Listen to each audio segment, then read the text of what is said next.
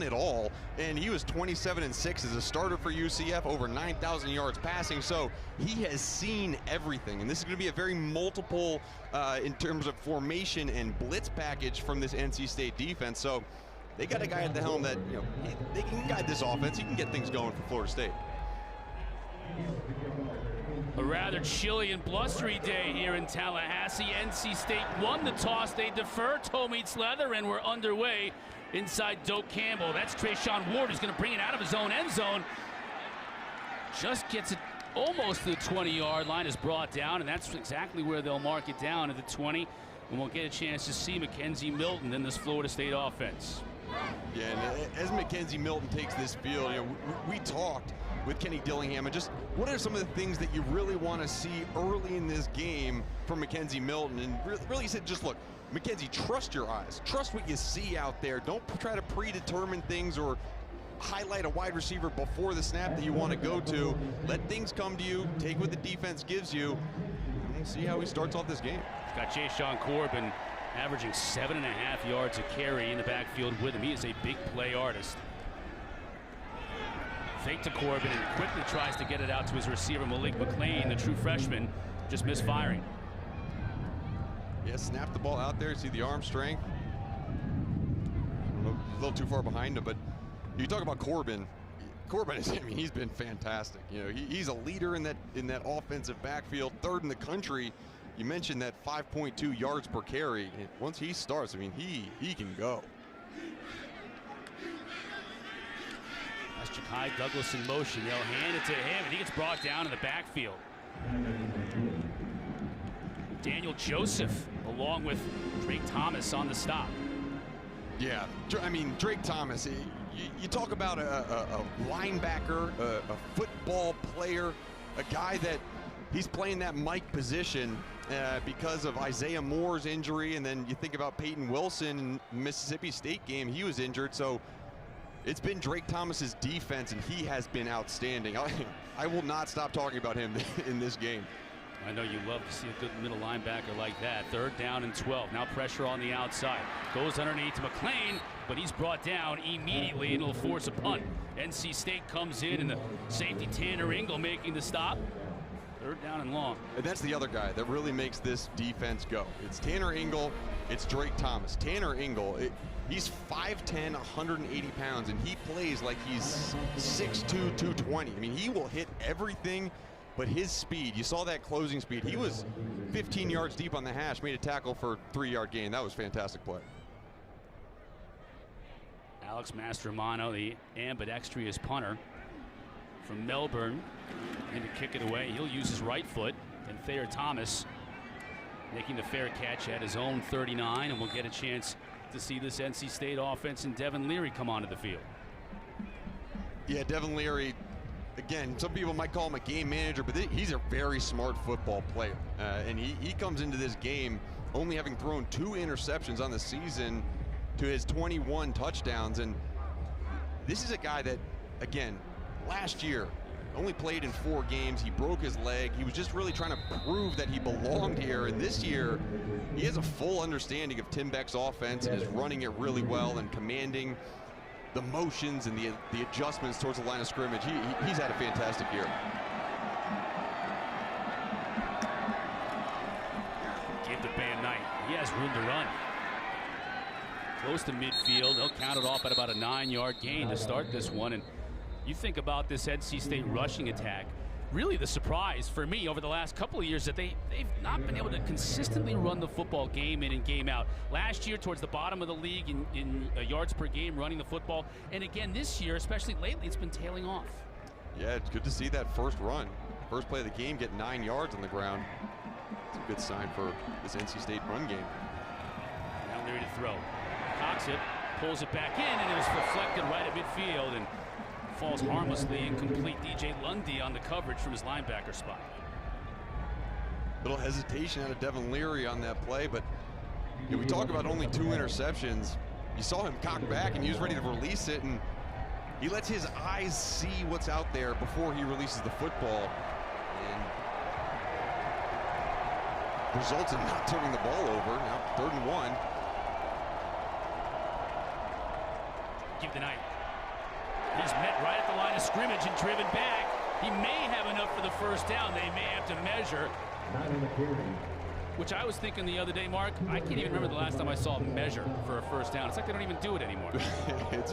You're right. And they're just giving him the first down. Yeah, especially, I think they've gotten very good at making sure that the sticks are directly on the yard marker. And let's watch here if we see anything. Good job blocking by number 6, Trent Penix, on the seal block. And then, man, it's tough to run against this Florida State defensive line. Their other line is their strength of this team. That guy, number 11, Jermaine Johnson's been fantastic. Right, again, taking it outside. Tracked down by Kalen DeLoach. You'll see equal measure of Bam Knight and Ricky Person. It's a little bit of a bigger back for NC State, more of a fullback type, 6'1", 220, and so it's definite thunder and lightning. Different styles of running backs, and Mark, also different personalities. Knight, quiet, more reserved. Person, according to Tim Beck, the offensive coordinator, really never stops talking. You gotta watch for a shot here, maybe a play action pass. Nope. Still trying to establish that run. There's Florida State meeting Bam Knight right in the hole. Looks like Akeem Dent coming in from his safety spot, just filling that hole. Akeem Dent's had a really good last couple games. Last week versus Clemson, he had a career high in tackles with 9, and he plays kind of that weak side safety position. Again, watch as this game goes on. If he keeps filling the runs like that, they're going to take a shot to Devin Carter on that right-hand side down the field at some point. And Devin Carter and Mecca Mezzi, they're going to play right and left. Devin Carter's always on the right, and Mecca Mezzi's always on the left. So defensively, you know where these guys are going to be. 3rd and 5, Leary to throw. Has time, steps in, just overshoots his man.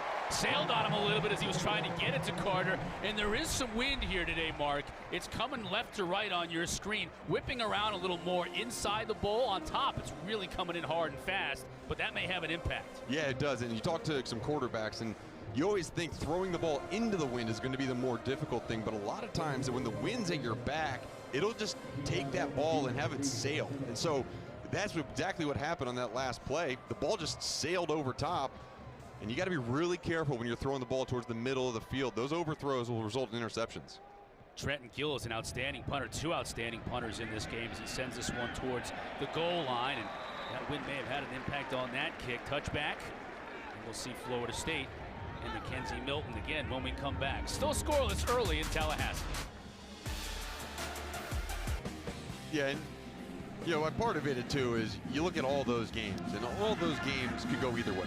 And that's just basically the way the ACC has gone this entire season. There hasn't been a dominant performer.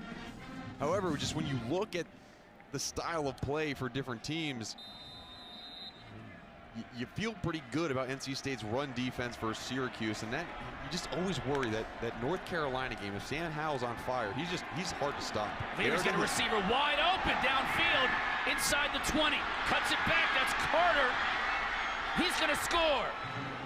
Riley and take that back. C.J. Riley. Well, there you go. Little play action. We knew with all the run plays on that first drive, we knew at some point they were going to take that shot. And quite honestly, I would not have picked C.J. Riley as the guy. But, he has that speed, he has that size, but usually it's a Mezzi or Carter. Really good job. Again, you're developing wide receivers on this NC State offense, and C.J. Riley was wide open on that boundary side. Good job finding him by Devin Leary. Christopher Dunn, veteran kicker, in for the PAT for NC State. He nails it. 7-0. Wolfpack on top.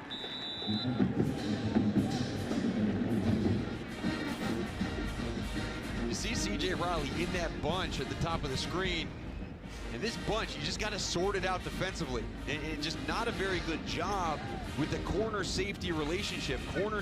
Safety stayed down. Corner expected inside deep help. Wasn't there. And watch, Devin Leary right now knows. He knows, he throws it.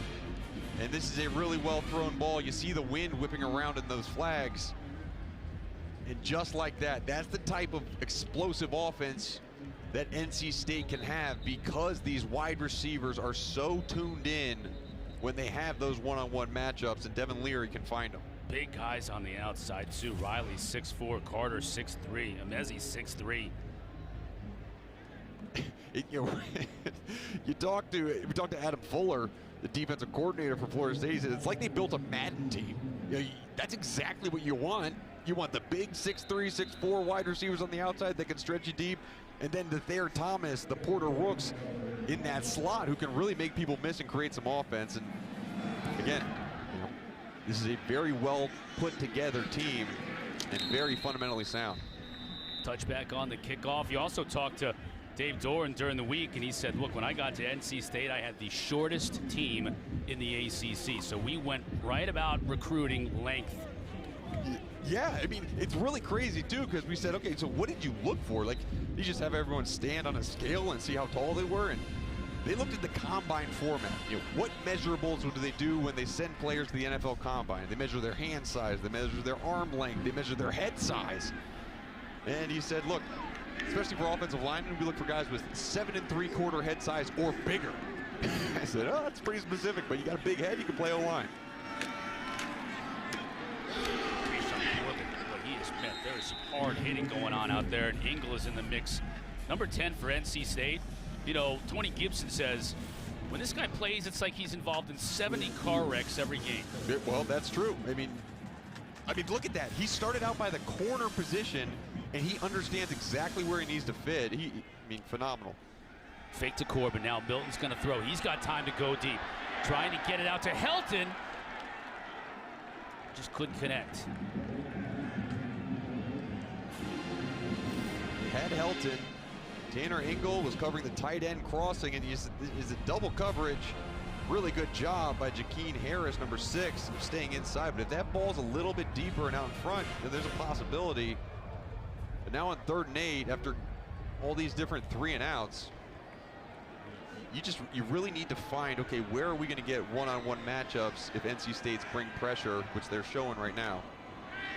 Milton just 2 for 6 for 5 yards on the day. Jordan Wilson in motion, the tight end to the top of your screen. He hits it coming back around. That's Portier. Those big wideouts. He's going to be short of the first down, though. At this stage, you got to punt it away here from your own 34. Yeah, you do. And again, it's not winning on 1st and 2nd down. Especially when you have a quarterback that is not your starter. You need to make 3rd downs achievable. And, so if that's 3rd down and 6, that's a 1st down right there. Now, NC State, be careful now. Don't jump off sides. They got their defense still on the field just in case there's any fakes.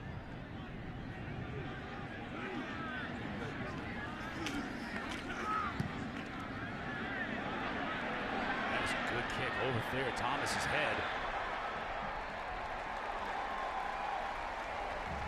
Touchdown inside the 10. They're going to mark it at the 8. Knowles pinned the pack deep. NC State's up 7-0. Tyler Van Dyke delivers to Keyshawn Smith. Miami holds on to beat Georgia Tech 33-30. Hey, Connor, everyone in the studio loving Herzlich's sweater fit. The turtleneck, the sweater turtleneck on Herzlich. Yeah, chilly day. He is the doctor of style. There's no question about that. Now it's Ricky Person getting the carry for NC State. He's stopped up at the line of scrimmage, no gain. Devin Leary, the sophomore. The first couple of years, Mark, you think about he had COVID, he was injured. You had Bailey Hockman here last year. This is the first year it's really been his team, and he's certainly come to the fore. Yeah, it is. And Tim Beck has been so happy with the way that he has handled this. And Tim Beck, you think about the quarterbacks that he's coached, Sam Ehlinger, Joe Burrow. And he really thinks like next year in this system, it's going to be a point where Devin Leary has the full grasp of everything, make every check, do all the things that those other quarterbacks were able to do under Tim Beck. And right now, Devin Leary is about halfway there, right? We talked about last year, just trying to figure out the offense, prove that he's here. And now, I mean, you look at what Devin Leary does, and we saw that last throw to C.J. Riley downfield. He has been phenomenal on the deep ball. He loves throwing the deep ball.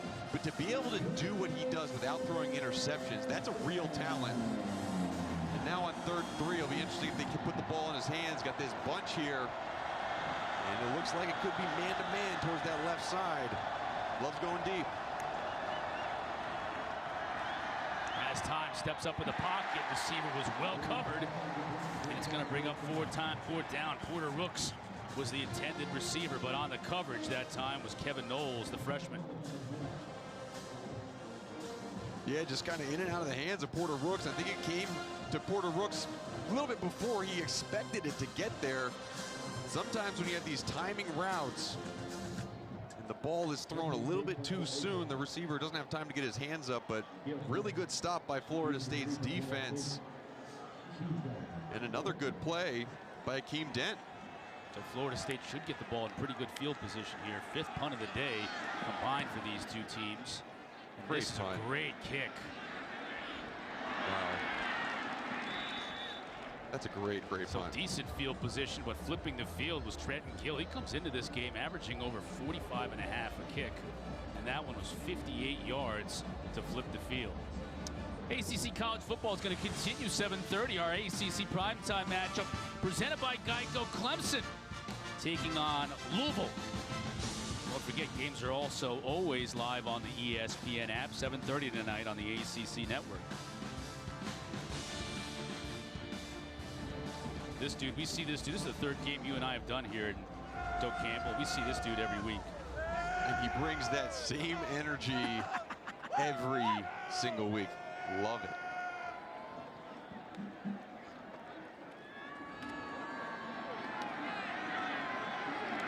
Sean Ward stopped playing. This North Carolina State defense is tough. Tariq Pitts again. They're tough, right? But they also are so sound in their run fits. They completely understand, okay, there's a puller, I'm moving over a gap, I'm getting downhill when I need to. And great job on that one, Derek Pitts, the corner, just filling in his wide receiver blocked. Now Corbin in the game. Gonna try a reverse. This is a flea flicker. Oh, he's back open. to Milton. Oh, he's open. Oh, not that guy. And Milton, it looked like he was just, the guy he was looking at wasn't open, and he just decided to throw it away. Oh my gosh, yeah, and he had a guy. There was the safety was in a bind. Watch as this play develops. You see on the sideline, the first vertical route out pulls that corner in, and then the corner reacts down. Really, if you throw it early to that outside route, that one's open. If you hold the ball and throw it late deep, that was also open. That was a miss by Mackenzie Milton.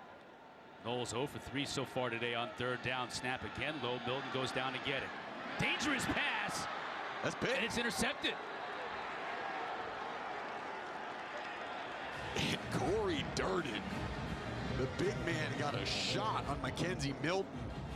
And then you see on defense, just a great job of intercepting the ball. Cecil Powell. Yeah, Cecil Powell. And you know, Cecil Powell, number 4, you know, he's in partly because Tyler Baker-Williams, their starting nickelback, is out, and Cyrus Fagan, who was the starter in the beginning of the year, who used to wear number 4, he is also out. So there's a new number 4, and what a way to, oh, that's it's Pierre Louis. They're dropping all kinds of numbers on us.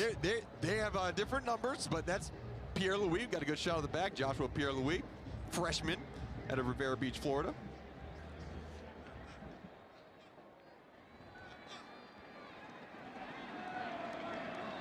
Now good field position for NC State. Knight. Fake tonight. Quickly dropped Devin Leary. Jalen Johnson on the field. What do you got?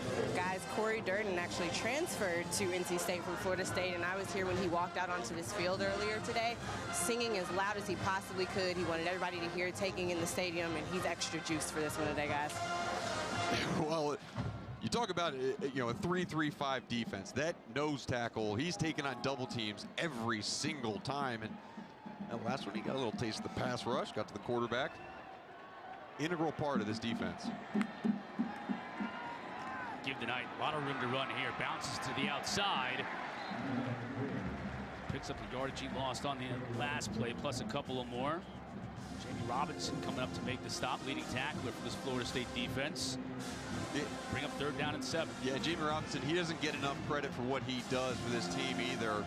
Really good safety, and especially in that run fit you saw. And now on 3rd down, This is 3rd down and long, the longest 3rd down that NC State's had to face, and you got to watch out for number 11. Where's Jermaine Johnson? You see him at the bottom of your screen. Leads the ACC in sacks. Pressure. Leary steps up. Gets his receiver over the middle. That's Riley, but he's going to be nowhere near the yardage to gain. Duke Cooper on the stop, the freshman from Lehigh Acres, Florida. Looks like Leary's going to stay on the field. Yeah, this is go for it, 4-down territory. It's just too long for a field goal. No point in punting. See if you catch the defense off guard, go quick. Or try to draw him off sides. Watch there, Thomas, number 5. You see him in the slot. It's him and Emezi to the quarterback's left.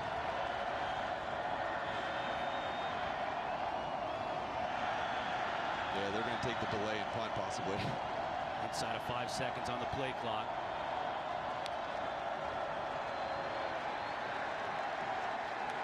Noles hold their ground. The crowd really for the first time today getting into it.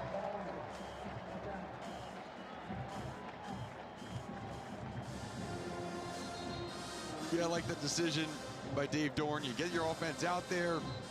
If the defense is slow to line up, you snap the ball and you go for it. If they're sound, then great. Take the delay, give a little bit more room for your punter. We already have seen Trenton Gill have a fantastic punt. See if you can pin him inside the 10. Chris, this has really been a field position battle so far. You saw good punting on both sides have really determined whether you get in scoring range or not. Two of the better punters in the league and really in the country for that matter. And Mastromano and Gill, and they've been battling. Here's Gill now trying for the coffin corner. Just deadens it inside the 5. That is another beautiful kick. And Florida State, who's had all kinds of troubles just picking up first downs in this game, is going to have to start from the shadow, literally the shadow of their own goalpost. Such a weapon. I love how he gets jacked up too. I love, punters know when they got a good punt, and they know when they have a bad punt. That was a good punt. He knew it. He came to the sideline. Everybody else just give him a little high five. He's jacked up. We've seen bombs and placement from both of these punters. And now too, again, you're Florida State. You got a quarterback in there. He's struggled so far in this game. Interesting to see if NC State brings any pressure first couple downs here. Into Corbin. There's just no room to run in the middle of this NC State defense.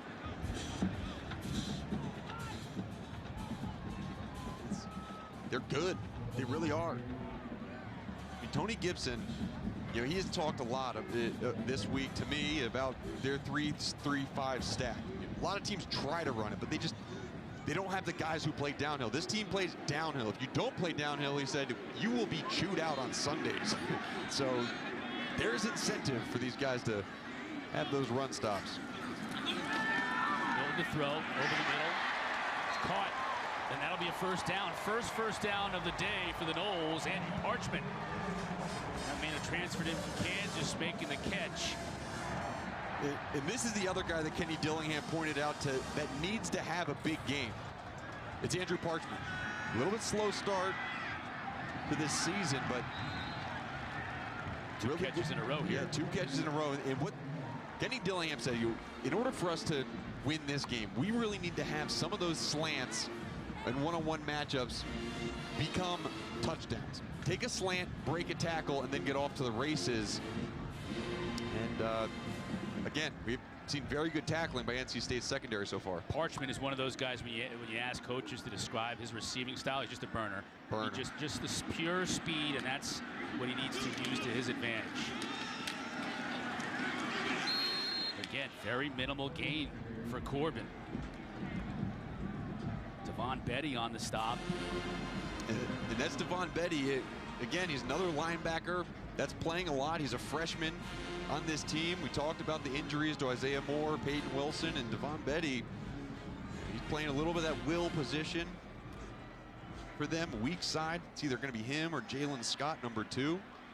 Drake Thomas in the middle, then Levi Jones, number 31, a little bit longer pass rusher at that same position. 3rd down and 4. Wilson, the tight end, in motion. Milton steps up. He'll look to get it on his own. Slide. slides, and he's going to come up a little bit short, I think. The official on the far side gave him a pretty good spot as he comes in. I think that's going to be 4th down, though, for sure. It's about a half-yard shy of the stick. It's going to be 4th down, and it's so tempting for Mike Norvell right now to go for this one, but the way this game is going, it's been a defensive battle. His defense has played well, aside from that one long throw, so punt this one away. Let Mastromano try to, again, play the field position game. Pin there, Thomas back. Final minute of this first quarter, Mastromano is kicking into the wind, although he had a great punt last time. A little more end over end, but good punt coverage means Thayer Thomas has to call the fair catch. NC State back with the football. Don't forget, field hockey in the ACC tomorrow. Noon, Virginia take it on North Carolina. Game is also live on the ESPN app.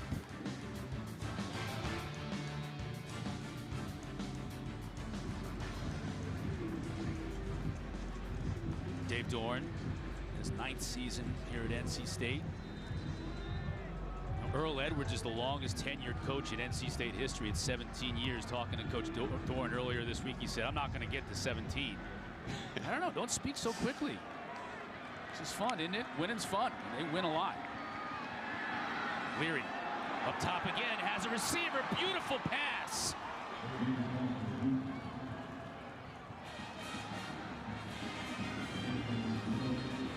Trent Penix was the receiver. He's down. I don't think that was Trent Penix.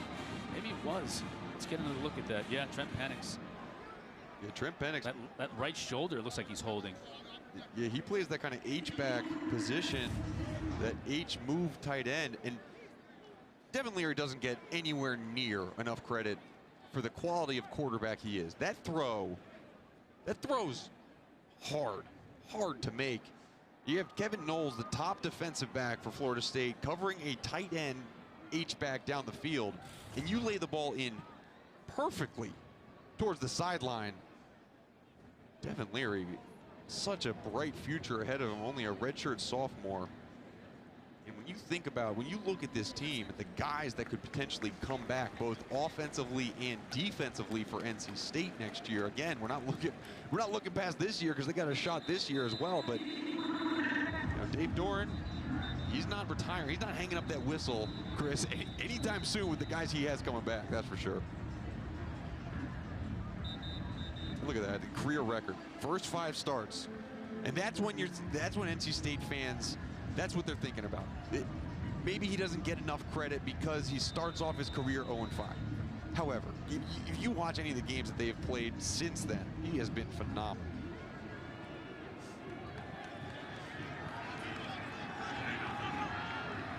You see him guiding traffic. He understands. Look, it's a 2-deep look. Nope, there Thomas. Person. Guards have been tough to come by inside for NC State. Also, Jarvis Brownlee coming up from his corner spot. Got a Knowles shaking up on this play. Previously, you had Trent Penix, who was able to walk off under his own power, and that's Brownlee who made the tackle. Brownlee, the top cornerback, too. Offense for Florida State, over 200 yards a game. They've been fantastic on the ground, and part of that's due to Jordan Travis being an effective runner as well. And NC State defense, again, we've talked about them being phenomenal against the run all year. Today has been a phenomenal showing. Person cuts it back, gets about 4 yards on 2nd down. It'll bring up 3rd down. And NC State, we've talked about their run issues offensively. Just the fact they just haven't gotten those guys in terms of Ricky Person, Zonovan Knight going as much as maybe we saw a little bit last year. And today they've stuck with it. There have been games where they've gotten down and they've had to just resort to the passing game. This game they're sticking with it. Already 10 rushes for 30 yards in today's game. They want that average to obviously be a little bit higher. And now 3rd down, man-to-man situation here. Over the middle, inside the 15, inside the 10. That's Chris Tootle. And the tight end gets him in a 1st and goal situation. 16 yards on the pitch and catch. Yeah, Tootle, again, a little bit more of that H-back. Trent Penix, we saw him earlier, but good job. A little fake block, and that little hesitation as a blocker signaled to the defender, look, I'm gonna rush now. And then he slipped right underneath. Really, two guys were open, him or Ricky Person down the sideline. And Devin Leary found him. Leary on the draw. Picks up a couple.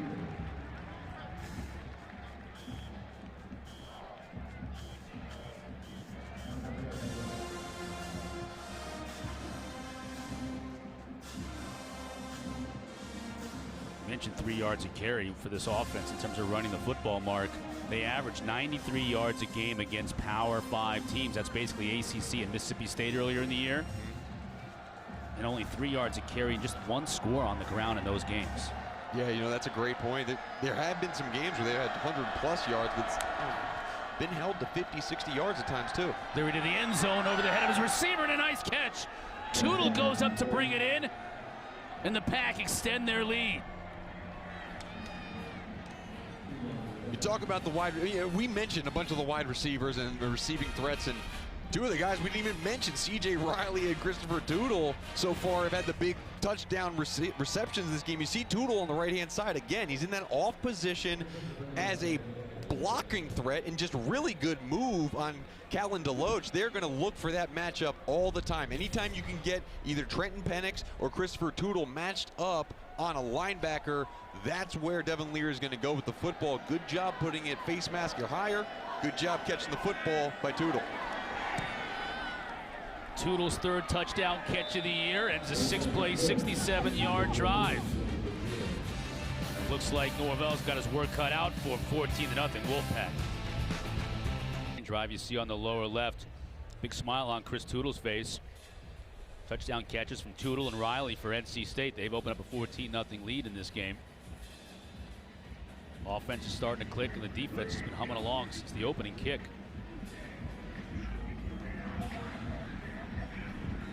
Florida State's got to get something going. Got to. They got to have a sustained drive as well, because their defense is going to be exhausted if they continue with these 3 and outs. Into the end zone touchback. You're right, McKenzie Milton having to start because of the illness to Jordan Travis. They've just been out of sync. And whenever you have a backup quarterback in, you want to help him out. You see the 2 bad snaps, that doesn't help anything out, and then obviously that's on him. You can't make that throw, but there've been a lot of miscues, whether it's missed blocks or whether it's missed open receivers, bad snaps, or missed open receivers. There've been a lot of things who have gone into this, but you see that, like, 4 punts, an interception, and only 1 first down, and this is a little bit more of that stagnant offense, and you see a little changeup. Who we got here? At quarterback, it's a Wildcat. Looks like Jashaun Corbin's taking the snap.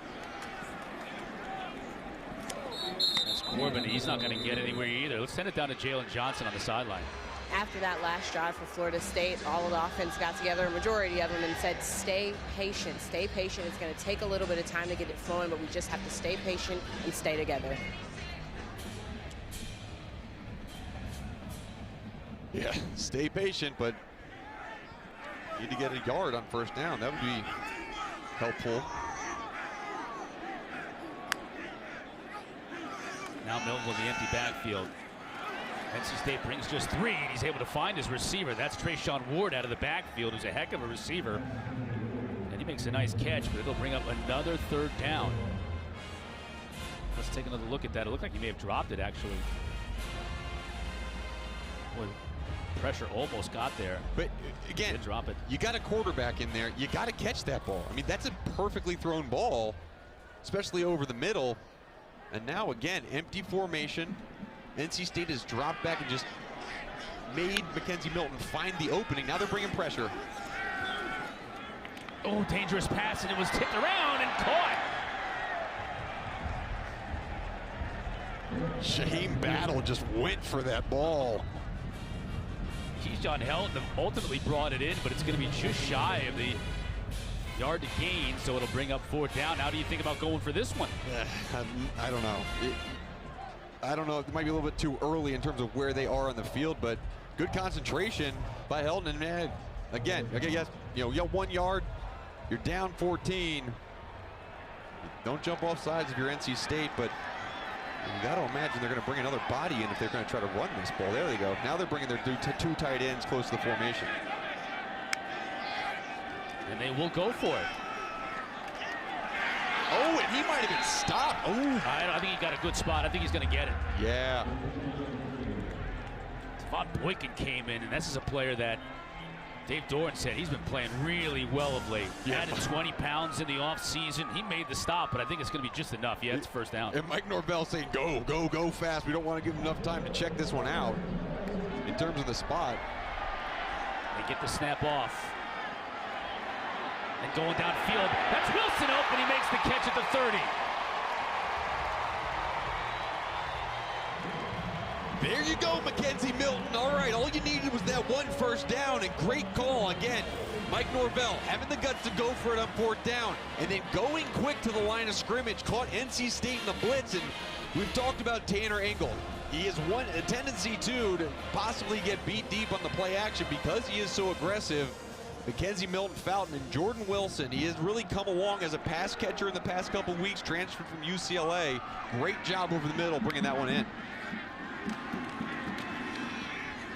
Corbin brought down in the backfield. Devon Petty with a nice job of penetration for the loss. You see on the left side, Devon Petty just coming right off the corner. And good job. You know, really, Mackenzie Milton would be that other run threat that should hold Betty, but I don't think they feel very threatened with Mackenzie Milton on the ground. Up in the box, Kenny Dillingham's going to see that. Maybe they go back to it later and tell Mackenzie Milton to keep it. Fake to Ward. Dangerous pass, trying to hit Parchment. Double coverage. Really no shot.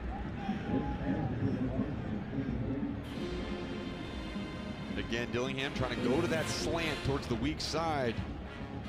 It's very difficult for this defense to hit these slant routes, because even though it looks like man, their safeties are playing so close to the line of scrimmage. That time, Boykin was able to break that one up. Now again, after that big play, the loss of yardage on first down is bringing up 3rd and 14. FSU's 0 for 6 on third down this afternoon.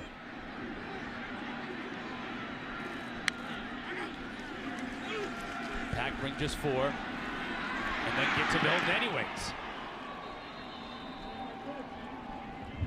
Levi Jones, the Sam linebacker and the rush specialist from that linebacker position.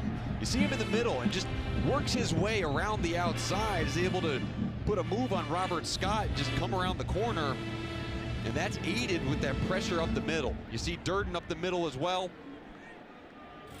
And then Terrell Dawkins came in at the very end, and after that big play and the loss of yardage on first down and that huge sack, now they're forced to punt the ball again.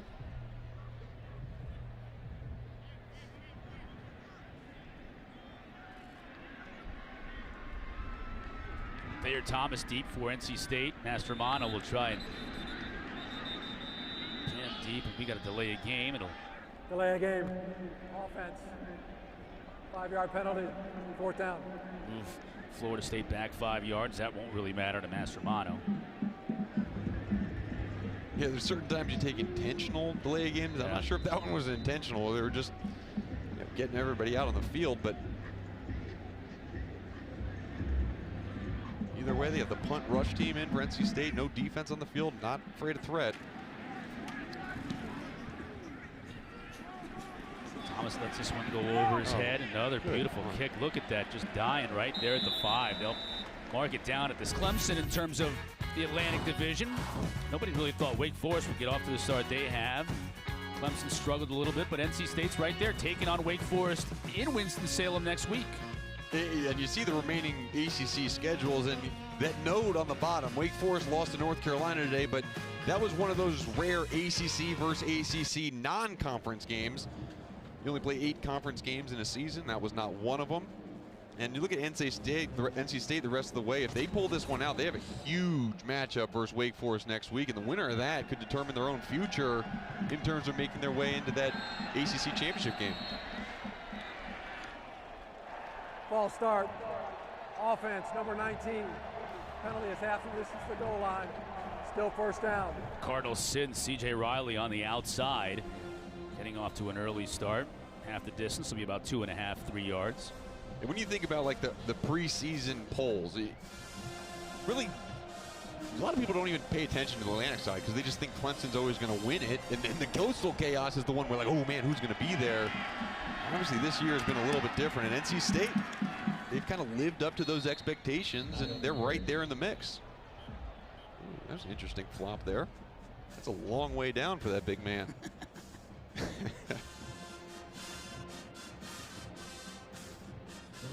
I think that was Anthony Carter, number 75. That might be Icky. That's Icky Ekwonu. Look at that. Whoa! We haven't talked enough about Icky Ekwonu today. Probably one of the best offensive linemen in the entire country. He's a violent football player. He kind of projects to be a guard in the NFL, playing left tackle here. Mauler. Leary to throw. Ooh. In the coverage, his receiver takes a big hit, but Rooks was able to hang on, and they'll move the chains. And that's the difference, right, between these two teams we've seen. You've seen the same pass from Mackenzie Milton to his wide receivers. The wide receivers have just not been able to hold on to the football. And Devin Leary fired that one in there. Really good job catching the football and holding it on. And that determines, okay, that's a first down. Rather than now on third down, you're going to have to go for a long. Remember, NC State really backed up starting this drive. A little more breathing room now.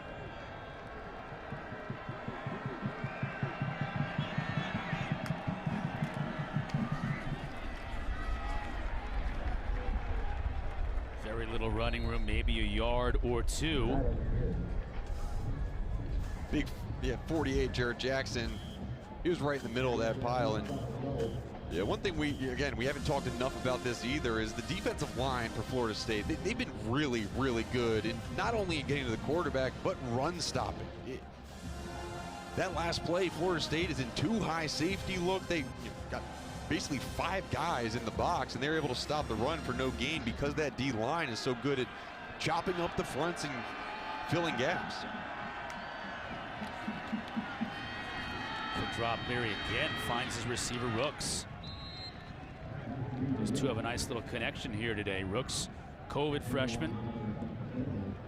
So he played last year, but it doesn't count against his overall eligibility, so still technically a freshman. Pretty good coverage by Jamie Robinson, just perfect ball placement by Devin Leary. And now on 3rd and 1, you got Bam Knight in the backfield in that pistol set. Some of the bigger guys up there in the box. You see Trenton Penix and Christian Tootle, both receiving threats, but here they're blocking. Giving it to Knight. Knight just powers his way, and that's going to be enough to move the sticks.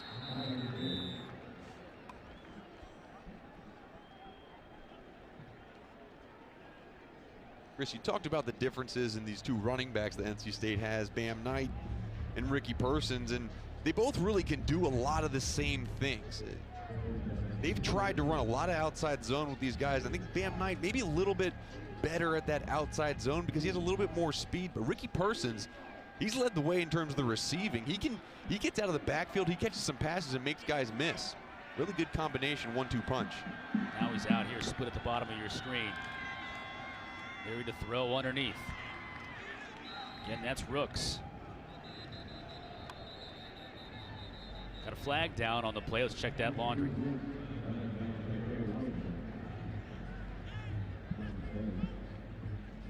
Jeff Heiser, our referee today. It's like Icky Ekwonu is arguing his case. He's been since that play. After the play was over, personal foul, unnecessary roughness, offense, number 79. The down counts, 2nd down. He didn't let it go, Mark. No, he didn't. Well, one of the things that Dave Doran loves is Icky Ekwonu is, he said, the most violent finisher he's ever seen in his career. Well, let's see how he finishes this play. Yeah, that's a violent way to finish the play. And nowhere near the guy. Pushed him in the back, and hey, Don't get near number 79 if the whistle hasn't blown yet. That dude will knock you down. So after the play, it results in a 2nd and 17 now for the Wolfpack. Leary to throw. Flushed out of the pocket, being chased. Hits his receiver at the sideline there. C.J. Riley on the catch. Excellent throw. Excellent throw on the move. This offensive line, again, we talked about the pass rush ability by Florida State. Good job of giving enough time and then finding the open lane. Sometimes you don't get the open lane just sitting in the pocket, and you get a wide receiver, tight coverage on the outside. Good job of moving his feet and not being flustered and getting the ball out there. Now 3rd and 4. Got the rush package in for Florida State. Callan DeLoach is trying to direct traffic, and it looks like Florida State is very caught off guard. Yeah, they're going to call a timeout here to talk things over. Charge timeout. College football, best combo ever. Best combo ever. NC State's got a pretty good combo at running back and Knight in person, and they've been doing some pretty good work today and getting some sustained drives, but they got to do something here. 3rd down and 4. Now another whistle and a flag. Some early movement by NC State on the offensive line. False start. Offense, number 50. 5-yard penalty. 3rd down. Center Grant Gibson. So it suddenly makes 3rd and manageable to the 3rd and a little less manageable. 3rd and 9.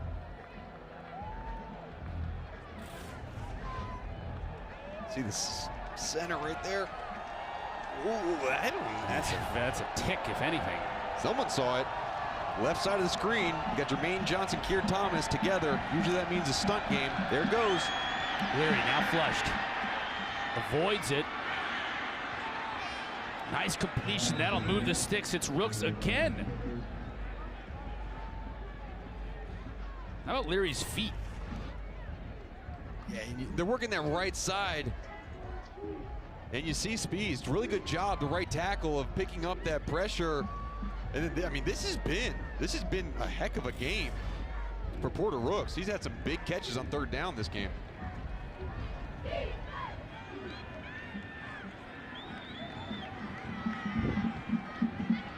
Fresh set of downs now for Leary. Knight. Not much room there. Jalen Johnson on the field. What do you got, Jalen? When we talked to Devin Leary earlier this week, I asked him, what's the key to your success on offense? And he said, really the defense. Going against those guys every day in practice, we have no chance but to get better. So he gave a lot of praise to his defense for making them as efficient offense as they are. That's right there. That's efficiency. 10 for 13, 171 yards, 2 touchdowns. And the speed at which that NC State defense plays, it forces Devin Leary to get the ball out on time. And he does quickly here. Looks. It's just that's a broken record right now. It's a matchup that they like. I mean, Jamie Robinson, a very, very good defensive back for Florida State, but if they can get Porter Rooks out there, a really quick slot wide receiver on a safety, a boundary safety, that's a matchup they're going to take. That quick out route has been open a lot. Look for Adam Fuller to start playing some 2-trap, get that corner to sit outside some. Another 3rd down, 3rd and 5, an opportunity for this Noles defense to get off the field. Leary to throw. Knight, he's not going to get anywhere close to where he needs to get. In fact, he's going to lose a yard or 2. Good job by Callan DeLoach, the middle linebacker. This was a man-to-man coverage by Florida State. Good job of finding his receiving threat out of the backfield and making a tackle in the open field. And again, this game so far has seemingly been dominated by NC State, but it's plays like that on 3rd down by Callan DeLoach that has just kept Florida State in it. They got a chance, and with 2 minutes left, they're going to get the ball back, and not much has been working for Florida State's offense. However, they got a shot, and you got to start getting the ball a little bit to Trayshawn Ward and Jashawn Corbin out of the backfield, and it might open up a Malik McClain down the field. Florida State calling timeout here to save some clock. We'll have more ACC Fall Championship action for you starting tomorrow with the Field Hockey Championship match at noon Eastern between Virginia and North Carolina. Men's soccer quarterfinals will follow that. And then on Wednesday, the men's soccer semis are at 5 and 7 Eastern. All right here on the ACC Network and on the ESPN app. One tab, so you can watch anywhere. Keyshawn Helton back to return this kick. The punters have been stars today. Trenton Gill's looking to continue that trend. Standing at his own 29, and he's going to be punting into a little bit of a breeze here in Tallahassee, but he gets off a good kick. Helton's going to have to call fair catch at his own 15. So that's how far Florida State is going to have to go in 2:27. We do have a flag down.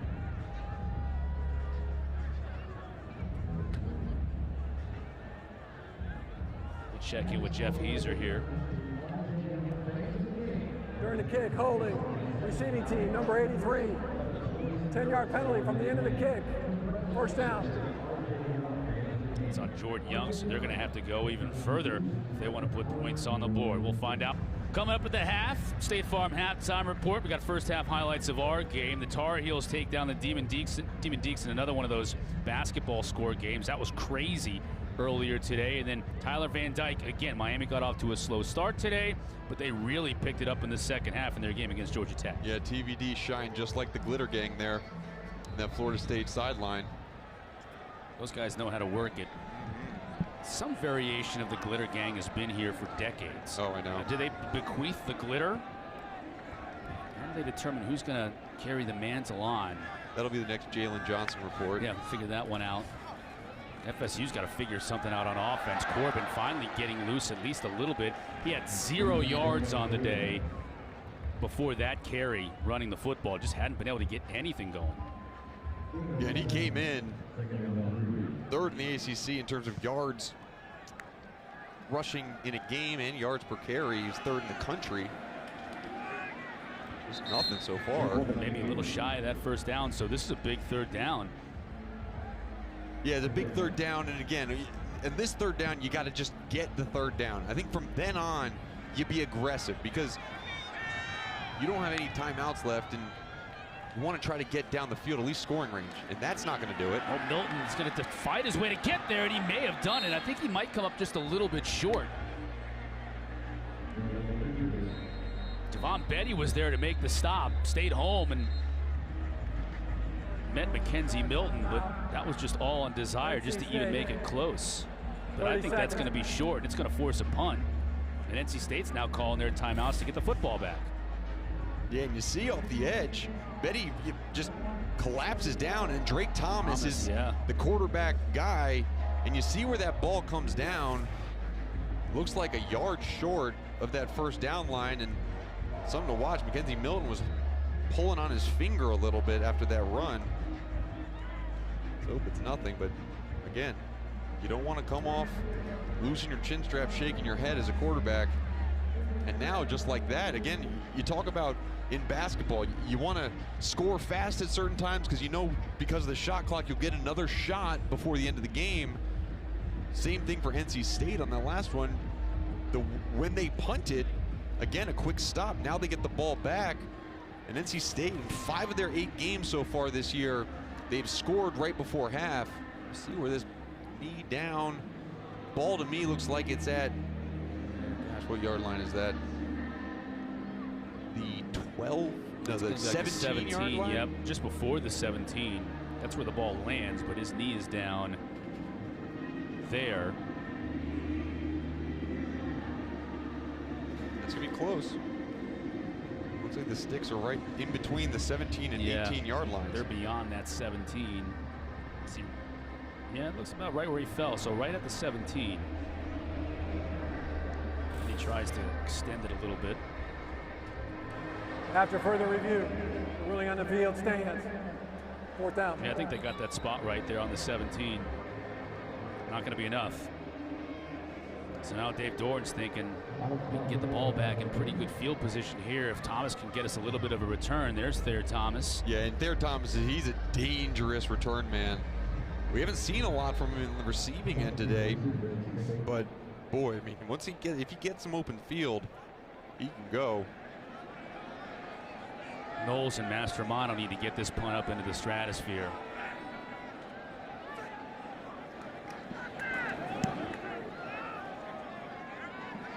Thomas calls for a fair catch at his own 40. That's where the Pack will take over. 1:27 left to go and a chance to put some more points on the board.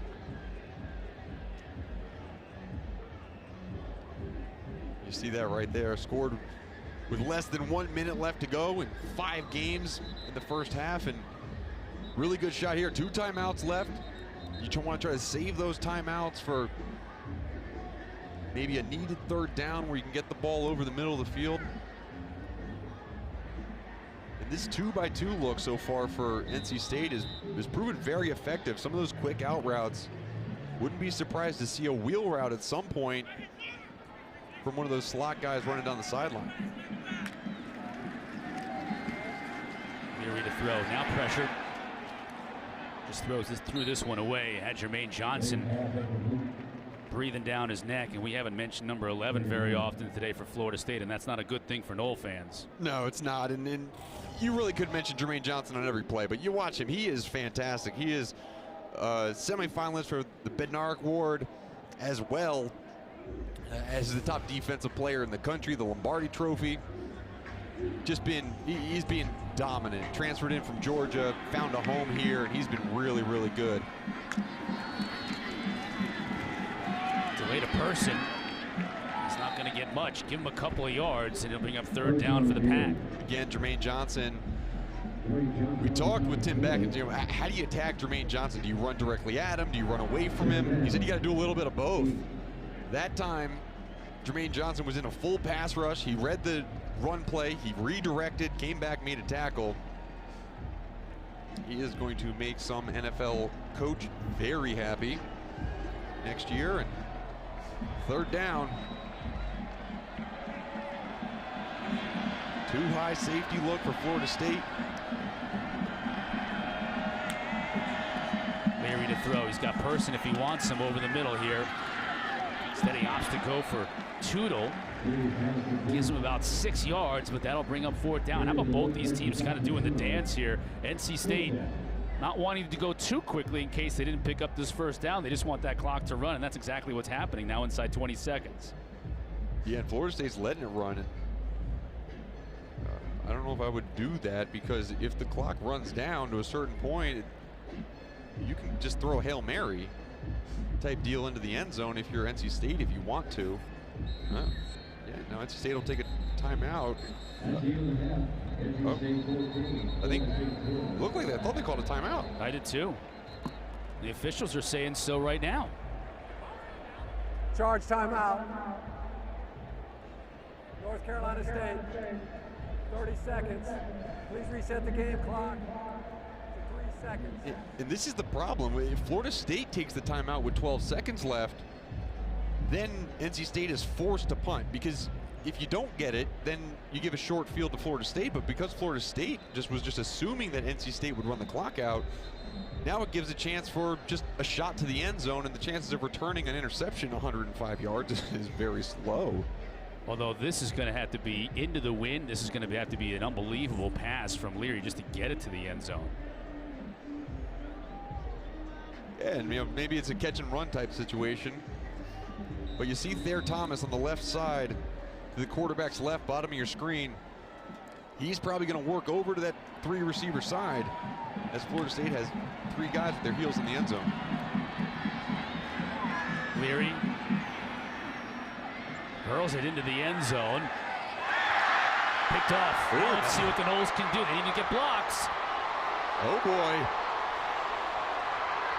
Robinson, well, he got a nice return out of it. That'll be a stat stuffer for him, and at least it gave the crowd something to get excited about here at the end of the first half. A good tackle by Ike Ekwonu, offensive lineman. All zeros on the clock, and a 0 next to Florida State as they go to the half here, being shut out by this NC State defense, and the Pack doing enough offensively to forge a really tough start of this day for Mackenzie Milton. Aside from that one deep ball he connected on, it's really been nothing going, and Devin Leary has connected on seemingly every time he's thrown the ball. Connected on 13 of 18.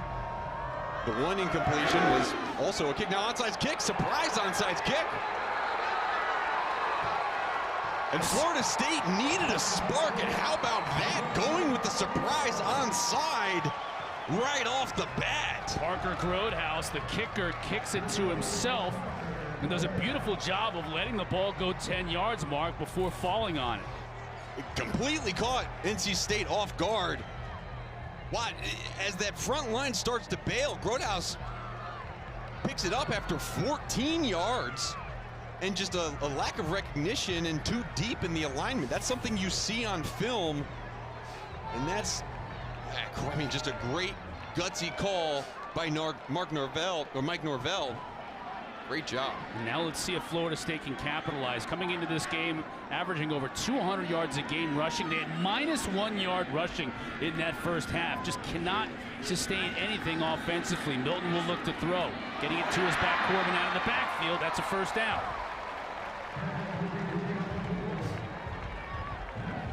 All right, and they're going to keep a fast pace here. They want to keep their momentum going. One tight end on the field, Cam McDonald receiving threat. Milton will look to throw downfield. Oh, huge hit, but holding on to make the catch was Keyshawn Helton. That's going to fire up this Florida State bench. Great throw by Milton. And you saw the lick that he took, but they're, wow. Catch, that play is under further review. Yeah, they're going to check for targeting. Potential targeting. Florida State wanted to keep going quickly, all the momentum after 2 big plays, but they're going to check this out for targeting. That was a massive hit. Let's take a look at that one again, because Helton comes in at 5'9", 175, soaking wet, Mark, and he held on. And see that delivered, and that's going to be Devin Boykin, as you mentioned, coming across and clearly leads with his shoulder. And you know, I understand why they're looking at it, but that was in the shoulder. I don't think that was directly to the head. Again, it's a defenseless receiver, but you see the contact made in the receiver's shoulder, and the way Helton popped back up too. You know, no issues in terms of him being dizzy or anything. And I think that's a good hit. I think it's a good no call initially. After further review, there is no foul for targeting. First down, Florida State. Good job by our replay official, Mike Shepard, looking at that one and quickly coming up with the determination. No foul on the play. So Florida State, for the first time all day, really with some momentum offensively and in prime scoring position here. Yeah, and you know, if that becomes a targeting, then it's a beneficial thing for Norvell. But he wanted to keep going. He wanted to keep that pace up. Now it gives NC State a little chance to regroup defensively.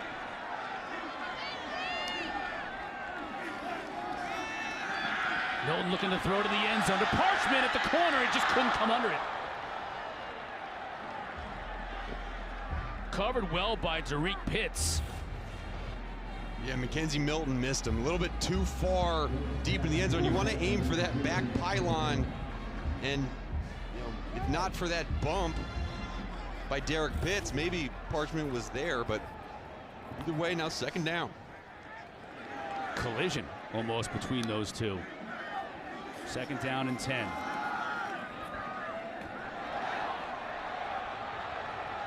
Just battling for yards is Ward. Keeping his feet long enough to get about 5. Maybe 4. It'll be third down and 6. Third down is not a place where Florida State has enjoyed any success today at all. No, and they're going to stay in this same formation they've had this entire drive. 3-by-1, 3 receivers to the quarterback's left.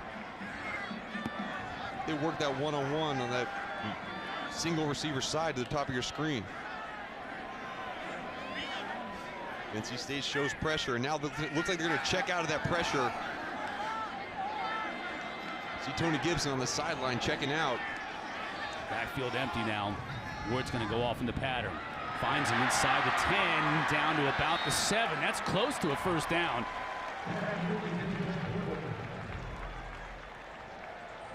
And Trayshawn Ward just set up right in front of the linebacker, Devin Betty. First down. First down.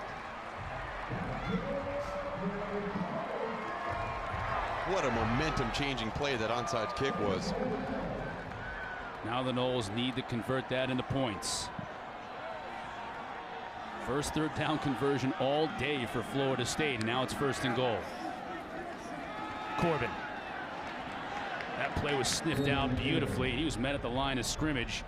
Devon Betty not letting him go anywhere. I think Devon Betty, he's a better run-fitting linebacker than he is in coverage. Very smart player, freshman, 6'1", 225. At a Thomas Aquinas High School in Florida, but I don't know if I may not just not run the ball. I know Florida State runs for 200+ yards a game, but it seemed like just almost waste of plays right now. Milton will look to throw. He rolls it out, gets hit his tight end, and it's incomplete, but we got flags. That was Preston Daniel looking to make his first catch of the year. Couldn't hook up with Milton, but let's check the laundry. We've got 2 flags on both sides of the field, so we could have 2 separate calls here. There are 2 fouls on the play. Illegal formation, offense, more than 4 players in the backfield. Holding, defense, number 10. Those penalties offset. Replay, 2nd down. All right, let's replay 2nd down. The wheels are turning inside Mike Norvell's head, huh? He and Kenny Dillingham trying to figure out something offensively when they cannot run the football. There's Kenny Dillingham. And they've had those situations in the past versus Syracuse on this field a few weeks back. They felt like they couldn't run versus Syracuse defensive line. They threw a lot of screens out to the wide receivers on the perimeter, and that were their pseudo run plays. Low snap again. Milton handles it, but the timing is off on this play. Now he's running for his life. Just throws to the corner of the end zone. Helton is there. Touchdown!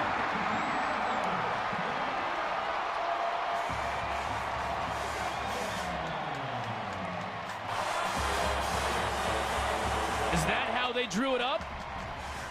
That was Keyshawn Helton making a play for his quarterback, Mackenzie Milton. Watch Milton. The low snap forces him to have a late read, and then his scramble lane is to the right-hand side, but there's no wide receivers over there.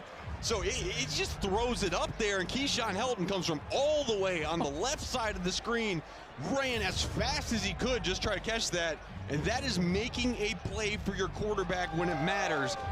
7 plays, 51 yards after the surprise onside kick. Absolutely changed the momentum of this game, and Mackenzie Milton capitalized with a touchdown. We got to see that replay from that angle again, as Milton just threw that to a spot. There was nobody on the screen when he threw it to the corner, and Helton ran under it. And he knew, look, I'm going to get tackled, so I got to put it up in the air. And that ball hung up there for about 2-3 seconds. Allowed Helton to run under it, and man, what a way to start the second half for the Noles. Milton just throws it up there. Wow. NC State ball when we come back. Catches on that last Florida State drive from Keyshawn Helton. His quarterback, Mackenzie Milton, saying, yeah, thanks for having my back, kid. What an unbelievable catch. We'll show you in a little bit, but this Florida State offense completely stymied in the first half, used an onside kick to start the second half for a little momentum, and they couldn't move the football at all in that first half. Mackenzie Milton, 4 for 5 for 48 yards and the touchdown to get them on the board. And this is not going to be a good, after the Grotehouse with the great special teams play on the onside kick, kicks it out of bounds. Here's that touchdown, Mark. Yeah, and watch this route. This route kind of breaks down. You get Ontario Wilson slipping, and then Kentron Portier on the outside not being open. But watch right now. Mackenzie Milton's back is to the receiver, and watch how far Keyshawn Helton travels, and this ball's laid up perfectly. You know who doesn't complete this for a touchdown? Every other backup quarterback in the entire country. But because Mackenzie Milton has so much experience, he understands, look, my guy's faster than your guy. If I put the ball out there, either he gets to it or no one gets to it.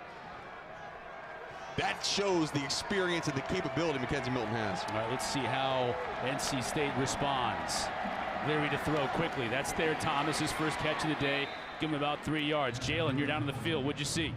Guys, I got to talk to Keyshawn earlier this week, and I was originally asking about his connection between him and Jordan Travis, but he said, my connection with all my QBs is so good because I'm the guy that if they want to get extra reps in, they call me. They want to get extra throws in, they call me. So I know that probably looked like a broken play, but I'm sure they've practiced that, I'm sure. You run these circles, these half circles, run around for your life, and I'll be at the pylon. Person out of the backfield, that'll move the chains. And Keyshawn Helton, yeah, we've talked about him in previous games, but Keyshawn Helton, he's kind of the older guy in this wide receiver room, and the coaches want him to be successful. And you only do that when you have a guy who does everything right. He's the type of guy, he leads by example. You just heard, he picks up the phone and he goes out and catches from any quarterback who wants him to. And so when he makes plays like that, it's a guy you can point to on the field and say, look, his success comes from the preparation, and that showed right there on that last catch. Person driving the pile for 4 yards. And how about this plan, too, by Tim Beck, offensive coordinator for NC State? Okay, we understand there was a momentum shift. Let's start running the football. You want to take the air out of a crowd, sustain a drive downfield, get 4 yards on first down on the ground. And now they're right back at midfield. Picked up a first down. A 2nd and 6. Here's Person again, just lowering his shoulder, rolling close to another 4-yard gain. Maybe even 5. They'll bring up 3rd down and short. Jermaine Johnson there on the stop.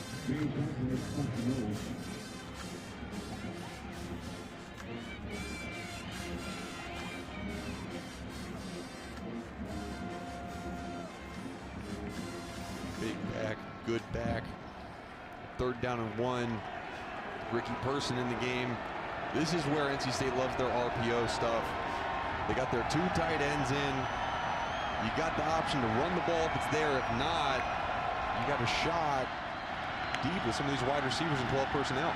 Leary's going to roll. That's Penix. To the 20, he breaks free and he'll score. What an answer from the Wolfpack. And how about like having a guy like Trent Penix at that tight end H-back position? I mean, not many guys in that position can take a 3-yard pass and go the distance, and it was aided by some poor tackling by, Akeem Dent just came and missed, and good job of just continuing upfield. Yeah, Dave Doran said Penix has really helped them a lot in their bootleg game over the last few games, and you certainly saw it on that play. Scored the game-winning touchdown last weekend for NC State. Big touchdown here in the second half in Tallahassee. Yeah, back-to-back weeks with a touchdown for Trent Penix. And it just seems like every time you have this NC State offense figured out, or the guy they're going to go to, they have another guy. If you take him away, you can throw someone else who can make a big play. Good job by Penix. 45 yards on the score. Penix finds pay dirt for the 2nd consecutive game, much to the delight of this offensive coordinator, Tim Beck. Never could figure that out. Guy runs for 45 yards for the score and immediately comes to the sideline and gets on the bike. I'd be looking for the oxygen tank. He's ready to go, though. He's trying to keep his legs warm. He said, I got plenty more in me. That was a great play. Couple of great plays. Well, Penix has had a good day today. Porter Rooks has had a good day today. And, you think about it, Devin Carter and Emeka Mezi really haven't had to contribute that much. I think Thayer Thomas has 1 catch on the day. It's been some of these other catches in this NC State offense that have really been the primary targets for Devin Leary. And let's see this play, right? You hit a steady dose of the run. Now you do the bootleg. Great job of finding the receiver for first down. And good block. Watch that block on the outside by Devin Carter. But Akeem Dent, he has a clear shot at this tackle. He just overruns it and allows Penix to go back inside. If you're that safety position, you have to come inside out and make a tackle. Unfortunate job by Akeem Dent, who's really played solid football as of late. Just that play did not look good, and that will not look good in the film room at all. Milton in this offense, maybe a little confidence after that last touchdown. Can they parlay it into something else? Receiver and defensive back collide, and that's going to bring out the flag. Parchment was the receiver for Florida State. And Aiden White, the two of them collided Pass downfield. interference, defense, number 3, 15-yard penalty, automatic first down.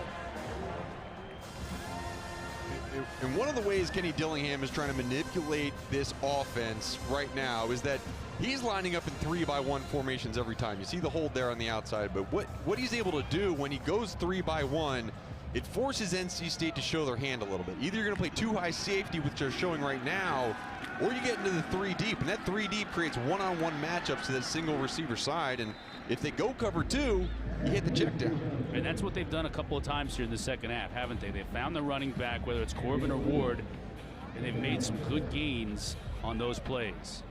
And Dillingham knows, he's studied this NC State defense on first and second down. They play a lot of zone, so it's really manipulating the zone. 3-by-1, now they're showing cover 3. They're going to have a man-to-man situation somewhere on the field, and they go to it. Fake to Williams, now they get it out to McClain. And the freshman converts, another first down. And right now, Kenny Dillingham did what we kind of talked about before. They've abandoned the run. They might hit a couple draws right now, but they're going to extend them out, see what the defense is doing. Now they're going back to that too high look and possibly an invert. Again, it's going to be man-to-man to Malik McClain on the bottom. NC State showing pressure now. They come with it on the edge. McClain again on the receiving end, and Mackenzie Milton did a nice job of recognizing the pressure and finding his freshman receiver. What a chess match this is right now. Kenny Dillingham up against Tony Gibson, D coordinator for NC State. Again, 3-by-1, single high. We got man, and see Tanner Engel, number 10, dropping back. Now he's showing more cover 2. This has been checked down. Give to Corbin. Down to the 24. You heard the crowd roar here at Doak Campbell. They haven't had much to cheer about in terms of this run game today, but Corbin got free. Okay, now what do? You're on the other hash. Bring the 3 wide receivers back over the other side and create the one-on-one matchup to the quarterback's right. And if I'm Tony Gibson, I'm bringing pressure at some point. I'm going to put man-to-man, make the free release out route harder.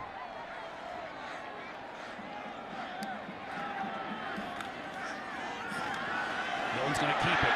Trying to get a block on the edge. Stays in bounds long enough to pick up that first down. Parchman on the outside gave him the block.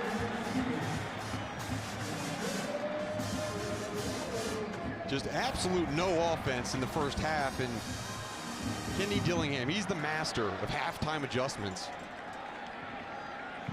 Good block on the outside.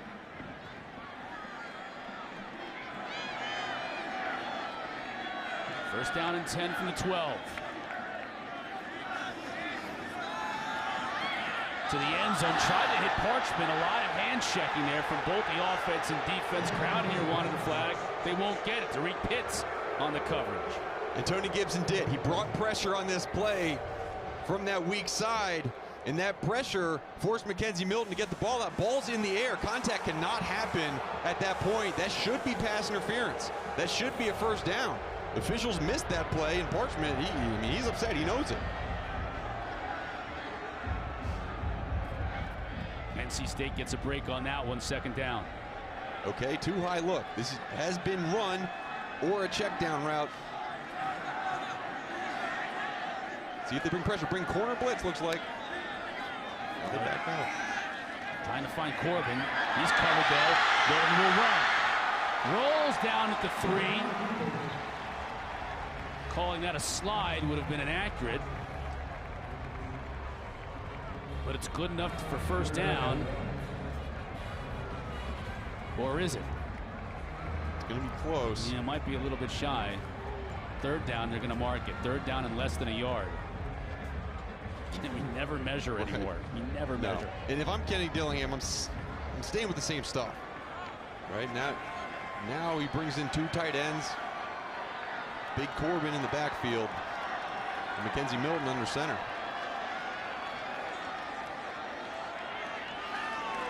Milton's going to keep it himself to try and get there. I don't think he got anywhere. Just been lucky to even get to the line of scrimmage. Didn't even get the push from Corbin. Tanner Ingle was in the backfield pulling McKenzie Milton backwards. And you're right, 4th and 1. Watch Tanner Ingle, number 10, just come off the edge, and that initial surge by the defensive line was great, but just, again, you would love to see that push you talked about.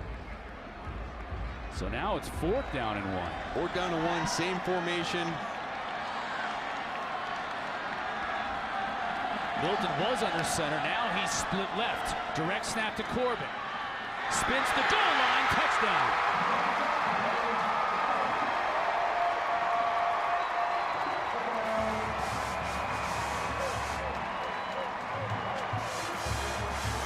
Sometimes in order to get fancy offensively, you go back to basics. That's what Kenny Dillingham did on this drive. He took what the defense gave him, and at the very end, we have a running back that can get the tough yards. Let's put the ball in his hands. Broke the tackle attempt by Tanner Ingle, and Jashaun Corbin in the end zone narrows the lead that NC State had. Fitzgerald makes it 21-14. First half, 7 drives for Florida State, 0 points. 14 points on their last 2 drives here in the second half. Yeah, offensive coordinator Kenny Dillingham and Coach Norvell pumped.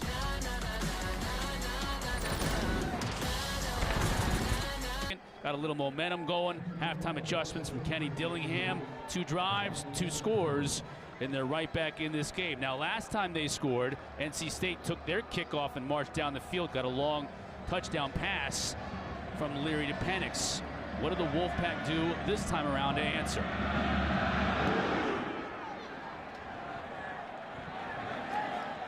This kick will be returned. Knight gets it down to about the 23. Let's send it down to the field and Jalen Johnson. I got to talk to Coach Norvell at halftime, and I asked him, what adjustments do you want to see McKenzie Milton make? And he said, well, he's been here before. We just need him to calm down, to settle in, and he knows he's going to get at his rhythm, and he has his offense rolling right now. Yeah, he definitely got into a rhythm. And Mark, you and I were talking during the break about Dillingham and his adjustments, and I want to get to those in a little bit because it's certainly, this is a totally different offense we're seeing from Florida State here in the second half. But the defense now has to step up. There's Coach Dillingham. Things are going a lot better for him than they were just about a half hour ago. But now it's time for this defense to step up. Leary looking to throw. Forced in the pocket. And he's just going to have to throw this one away. Big old number 91, Robert Cooper in the backfield. And defensively for Florida State, it's not as much of scheme adjustments, it's more execution. And you saw Robert Cooper get into the backfield, and that's just want to. It's will. It's getting to the quarterback. It's forcing him to throw the ball. It's making tackles. It's stopping guys, not letting them pick up yards after the catch. And that's what Florida State's going to have to focus on right now. And NC State would love to pick up 4 or 5 yards on second down to make third down easier. Leary to throw.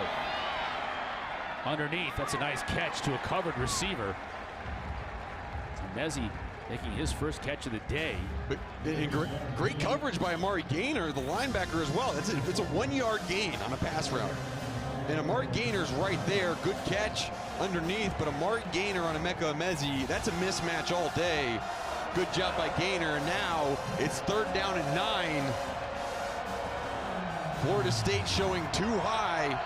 And they got a lot of guys near the line of scrimmage. Watch that left side of the defensive line. Number 4 and number 11. They're going to game it up. Leary underneath. That's a heck of a throw. That's perfect. Look at it. Jarvis Brownlee thinks that he knocked the ball away, celebrating. But Mezzi with the catch. Phenomenal. And now they're going, oh, Keir Thomas. Ooh, I like that's a vet move. That's a, give him some water. He's cramping. That's a cramp. That's interesting. That's interesting. NC State wanted to come up and move quickly after that catch. See that catch again. It is a completed catch. That play is under further review. And Jarvis Brownlee, number 3, he says, okay, we got, and that. Maybe he did get enough of it to knock it away from Mezzi. And you talk about a vet move by Keir Thomas. I'm not saying that he's faking this right now or anything. However, if there is an injury on a play, you need to stop it for the injury. Now, does that give the officials enough time? Again, every play is reviewed, right? But sometimes it takes a little bit of time for the booth to send it down to the officials saying, okay, we need to look at this again. And I hope Keir Thomas is all right? And that's first things first. But yeah, that call looks like it should be overturned, Chris. Yeah, Mike Shepard, our replay official, is going to look at it. But from the angles we saw, you don't need to see very many angles to know that football went through the arms of Emeka Emezi. There's Keir Thomas right here.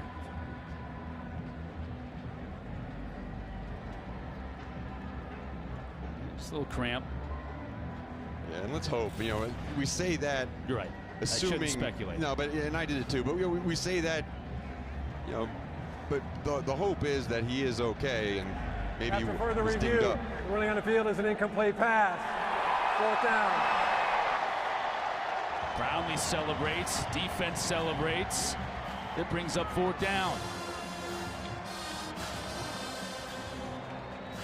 Now the Florida State offense has a little confidence. The Florida State defense makes a stop, and this crowd here at Doak Campbell is into it.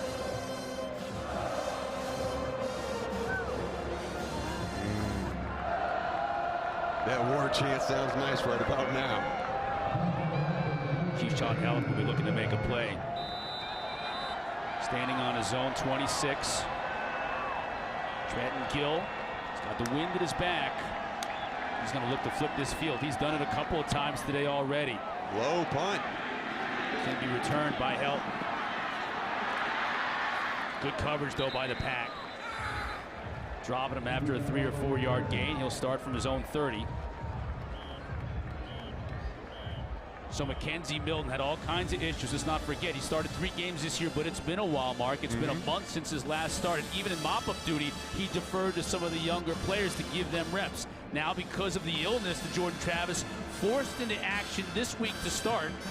Got off to a rough start, but it's been a lot better here in the second half. Yeah, it's been a lot better in the second half, and we mentioned earlier Kenny Dillingham's adjustment, and he must have seen what this NC State defense was giving him in the first half. However, he held the adjustment till after halftime, so it didn't give NC State defensively enough time to go back into the locker room and make the adjustments to counteract that 3-by-1 formation that Kenny Dillingham has brought out again on this series. So, adjustments are huge, but timing of adjustments can be just as important. And Kenny Dillingham is, we've seen it time and time again. He's masterful with it. Now let's see if Tony Gibson can make some adjustments defensively to take it away. Let's see if they go to that single receiver side now, or if they're showing man, single high. Jaheim Battle with a nice play in coverage on McClain on that first down pass. So second down for Milton. Give to Corbin. He'll pick up about 4. Drake Thomas in on the stop. Tanner Ingle as well. Tanner Ingle just throws his body around. Defensive coordinator Tony Gibson said he thinks he's a linebacker. 180-pound linebacker. Just throws his body around like crazy. Now a big third down. Milton. Pressure rolls from the edge. Milton stays on his feet, but he's in a lot of trouble. He's going to be sacked. Brought down by David Vann. We saw Levi Jones in the first half with a similar loop play get to the quarterback.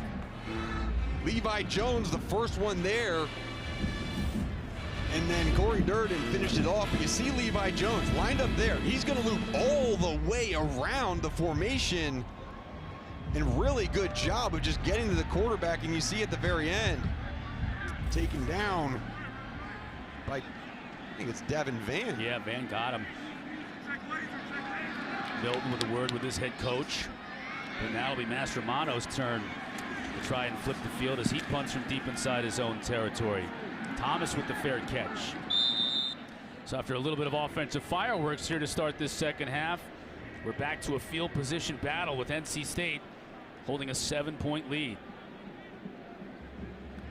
ACC college football continues tonight. Don't forget, that's a beautiful stadium right there, Cardinal Stadium in Louisville.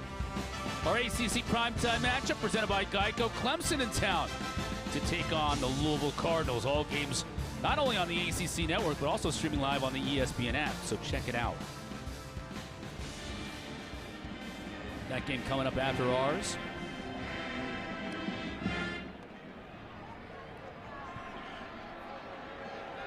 Ricky Person in the backfield with Leary. Gives to Person. Trying to work that center of that Florida State defense. Nothing doing. Keir Thomas back in the game defensively for Florida State, in on the tackle. Yeah. Glad to see that he's okay, Chris. I'm just glad to see that he's okay on the field. And get some electrolytes in him. Yep. This bunch set, this is where the bootleg where Penix scored last time, same bunch set. See if they try something similar. Leary in the pocket, has time and has a receiver. That's Penix once again. Penix, Trent Penix and Porter Rooks have been fantastic in the passing game today for NC State. Yeah, anytime defensively you see that, you call that a tight set, you know, whether it's a bunch or it's two by two, you say that offenses condense to expand. They either condense to expand outward or condense to expand inward with crossing routes. That time they expanded outward, and Penix did a good job of running away from the linebacker who was in coverage. Person finds a little crease inside that defense. Nice pickup of about 8 yards on first down. Good job by the offensive line on that play. They got the backside, and Malcolm Ray cut down, and Person's found the hole. Again, they're either gaining 8 yards on the run or 0. Person again. He's going to lose yards. Amari Gaynor on the tackle. Person bounced off the pile. They'll give him forward progress to a loss of 2. And anytime I have 2nd and 2, I love play action shots, and this is an RPO call. So that's Devin Leary's option to hand the ball off, or he could run the ball, or he could check to a pass. I like a pass in that situation because if you miss or get incomplete, now it's 3rd and 2. Instead, you get a big loss, and it comes up with 3rd and 7, makes it much more difficult, and now this Florida State pass rush once again becomes a factor. And again, Jermaine Johnson and Keir Thomas are lined up on the same side of the formation. And we'll get a timeout here as Coach Doran wants to talk things over. They didn't give him much forward progress on that run at all. To your point, they moved them all the way back. It's 3rd and 7. Yeah, anytime if you get stopped and then retreat and start back forward again, once you start forward, that becomes your new forward progress mark. So he did gain yards after that initial pushback, and they moved him all the way back.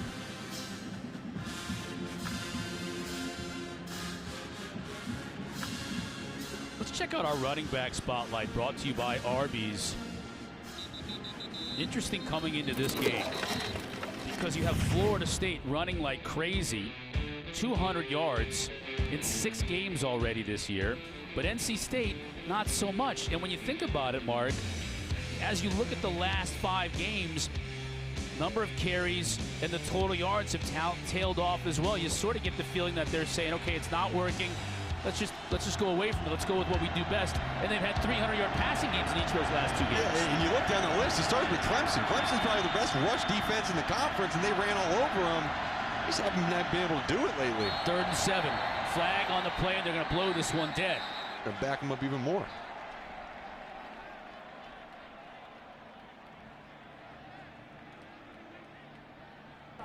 Prior to the snap, false start. Offense, number 53. 5-yard penalty. 3rd down. Derek Easton, the guilty party, although you probably could have called it on 2 or 3 offensive linemen.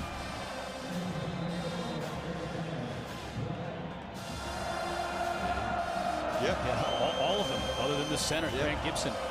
And again, you want the crowd to get into it. Have a false start offensively. Now you hear the crowd. The Seminole chop is going on. They're getting loud. 3rd and 12. pressure comes from just 4, and they're going to get Leary. That is Malcolm Ray for the sack, his second of the year. And it's a big one, moving NC State all the way back into their own territory. Florida State has such a good pass rush from the 4 guys up front. They can drop everyone else back in coverage. Just drop back. This is a man-to-man coverage with safety help over top, and they had a couple guys open. However, the pass rush was so good. You see Keir Thomas in there as well. Devin Leary was just forced to hold the ball, and think about that. On the 2nd down and short, they decided to run the ball. They lost yardage, and then they lost yardage again all the way back out of field goal range and forced a punt. Gill with another good kick. Man, how many possessions, rhetorical question here, how many possessions has Florida State started from inside their own 15 today? The punting game has been really phenomenal. I think there's one punt I remember just not being as good, but the punting game has been phenomenal. And when you can combine good defense with a good punting game, you have a real shot. And whichever team has done that in this game, whether it's, first quarter was NC State, second quarter was NC State, third quarter it's been Florida State who has been able to make that combination. And now again, Kenny Dillingham sending his team out there in the exact same formation we have seen on the last 2 drives. Last drive they got away from the formula that was working a little bit, and now let's see if they go back to it. Keep it on the ground. Corbett spinning his way for an additional yard or 2, leaving about 6 on first down. Good read by Mackenzie Milton. NC State was trying to show single high, then drop back to cover 2. Mackenzie Milton understood that. He checked to the handoff. Now it's definitely single high. Fake to Corbin, out to Parchment. Makes the catch. They'll move the chains. And the clock will wind down to end the third quarter. A fruitful third quarter for the Noles, much to the enjoyment of the home folks here at Doak Campbell. Down 14 at the break. They stormed out of the gate to find the end zone twice in that third quarter. Trying to play for those 6 wins to get bowl eligible. NC State trying to keep their dream alive for an ACC championship. It all hangs in the balance over the next 15 minutes. Milton has a receiver. That's going to be just shy of the first down. Keyshawn Helton catches it, gain of 9 on first down. That's another. They've been better on third down, Mark, and so much better on first down offensively here in the second half. Yeah, this is a formulaic offense. Okay, you see Andrew Parchment to the bottom. He's their fastest wide receiver. Single high. And it looks like they're playing Tanner Engel over there to try to take away that out route. Milton, now he's being chased. Just throws this one away smartly. Again, so when you look at the formula right now Kenny Dillingham has, you go 3 by 1, you put your fastest wide receiver, whether it's Malik McClain or Andrew Parchment, to that single receiver side. Okay, that's fine. Tony Gibson, the defensive coordinator, now has to decide, okay, do I want to give up the run or the pass? If he decides I'm going to stop the run, that makes it man-to-man. And because of the speed, you need to play off coverage versus that speedy wide receiver. Right now, if they're showing too high, that's a give read by the quarterback. Now they're walking down, you should throw it. Off target on that pass, and a 9-yard gain on first down is going to lead to 4th and 1. And I know Mackenzie Milton is looking over here to the sideline, but you got to punt. You got to punt this one. No choice. You're deep in your own territory. That was just behind his receiver. He knows it too. Yeah, and he made a bunch of good throws. It was a good job by Tony Gibson on that last drive. He did a little bit different with his weak side safety to try to take away that quick out route that's been so effective. And yeah, it's the right call to punt. Your defense has been playing well. Now all of a sudden, this is a real field position game. 14th punt on the day between these two teams, and Thomas calls for the fair catch, makes it at his own 19. They'll mark it at the 20. So the Wolfpack here in the 4th quarter with the 7-point lead. Back on the field offensively. We've got ACC field hockey action. Championship tomorrow at noon. Virginia in North Carolina. Some hardware is going to be hoisted into the air, so check it out. Noon tomorrow on the ACC Network, also live on that ESPN app. Well, Devin Leary last week struggled through the first 3 quarters, but was phenomenal in the 4th quarter. 3 touchdowns last week in the 4th quarter. Let's see if he can have a similar 4th quarter here. Give tonight, trying to get to the edge. Picks up 5 on first down. Gainer in on the tackle. How about Ike Ekwonu leading the way? I mean, you know, you put your hand on Ike Ekwonu's back and have him pull around. You could pick up some running lanes. Just get on my hip, young man. There's Icky.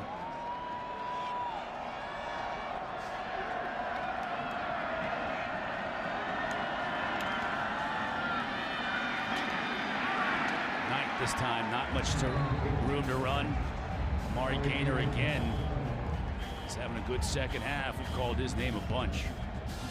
Amari Gainer, he used to be a defensive end. Really played that outside linebacker defensive end position for Florida State. They brought him inside. He has the size to play on the line, but the speed to cover. He made a great play earlier against Emezi on a 1-yard shallow cross route. Good play there. And now got the pass rush package back in for Florida State on 3rd and 4. Leary to throw. That's Emezi. He'll move the chains.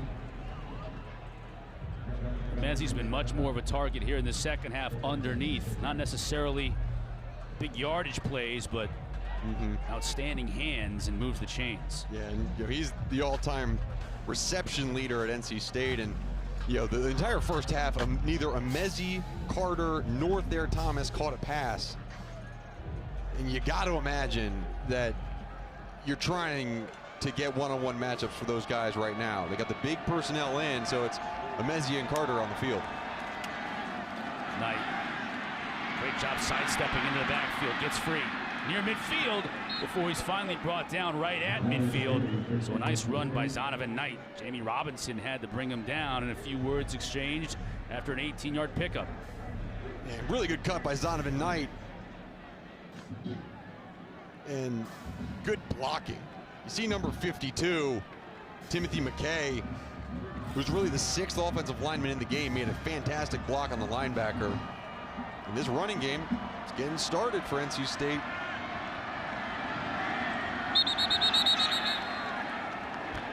Flag down, we may move back 5. False start. Offense, number 53. 5-yard penalty. First down. Derek Eason.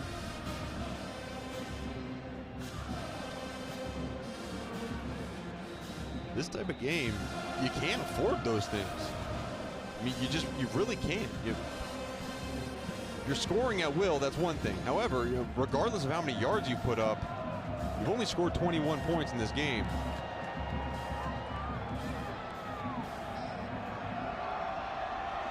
Now it's 1st and 15.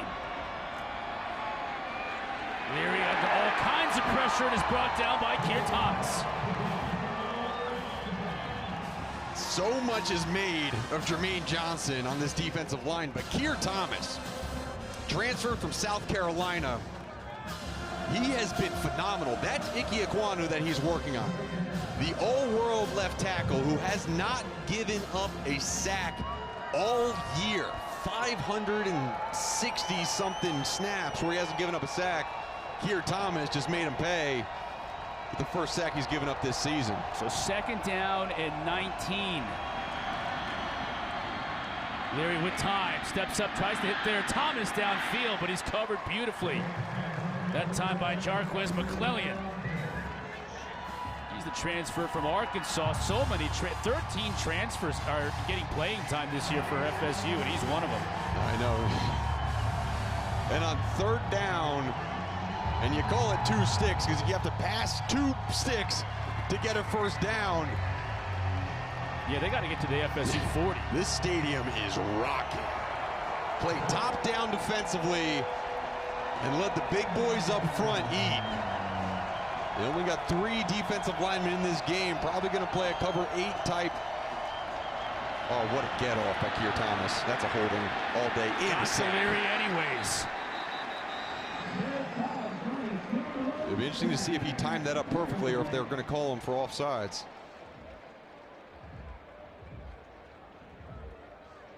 The crowd here erupted. Now they're waiting. Holding. They did. He Offense, timed it up number perfectly. 50. That penalty's declined. 4th down. Watch this. Keir Thomas right in the middle of your screen, just walking around.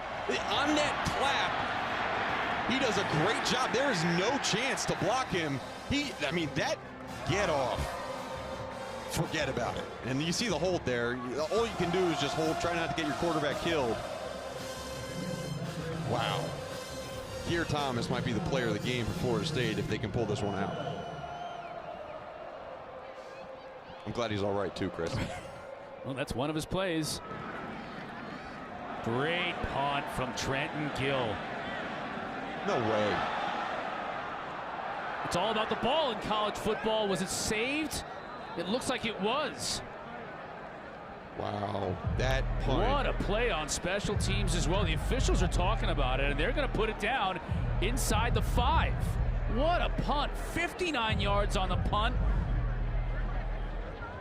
And it was deadened inside the 5. Trenton Gill, he's one of the MVPs of NC State in this game so far. Wolfpack by 7.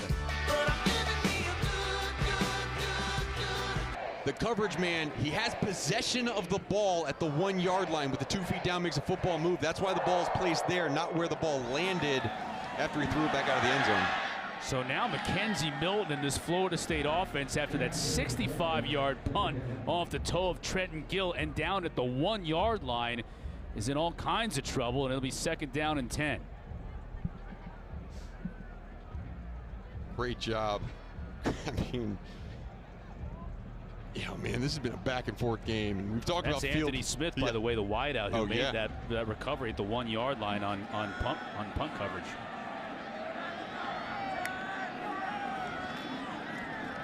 Just trying to run and get some space, and they don't get much. It'll bring up 3rd down from their own 2-yard line. Tony Gibson brought the corner pressure on that last play. Good job of fitting inside, making the tackle on Corbin. And you know, at this point, on 3rd down and long, they're lining up in an empty formation. You've really got to make sure that you give Alex Mastromano, your punter, room to get the ball off. Empty backfield here. NC State brings just 3. Milton steps up over the middle, complete. That's Parchment who makes the grab, and that is a huge conversion for the Noles. Kenny Dillingham has been waiting for Andrew Parchment to make a play. His presence in this game has made plays, but none bigger than this off their own goal line. Beautiful throw by Mackenzie Milton. Empty backfield again. Corbin split at the top of your screen. Milton looking to throw that way. That could be another 1st down. Corbin on the receiving end. They'll move the chains. Now Florida State will look to move quickly now that they're out of danger.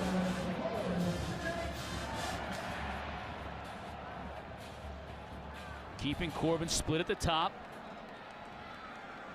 Will NC State bring pressure?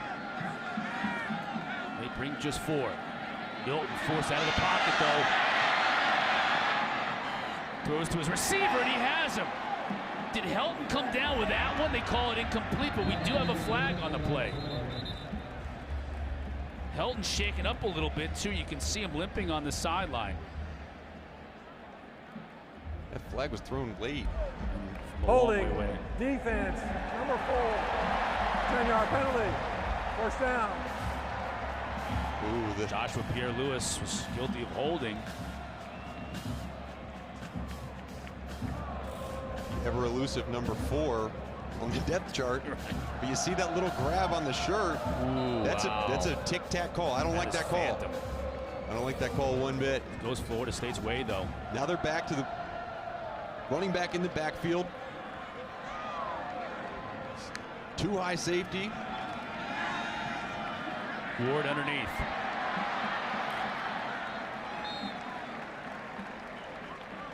Won't have any success running the football today. Get it in the hands of your running backs out in space in the passing game. Again, empty backfield. Ward split at the top of your screen. Matchup Parchment versus Tanner Engel in the slot. Let's see if they send him deep.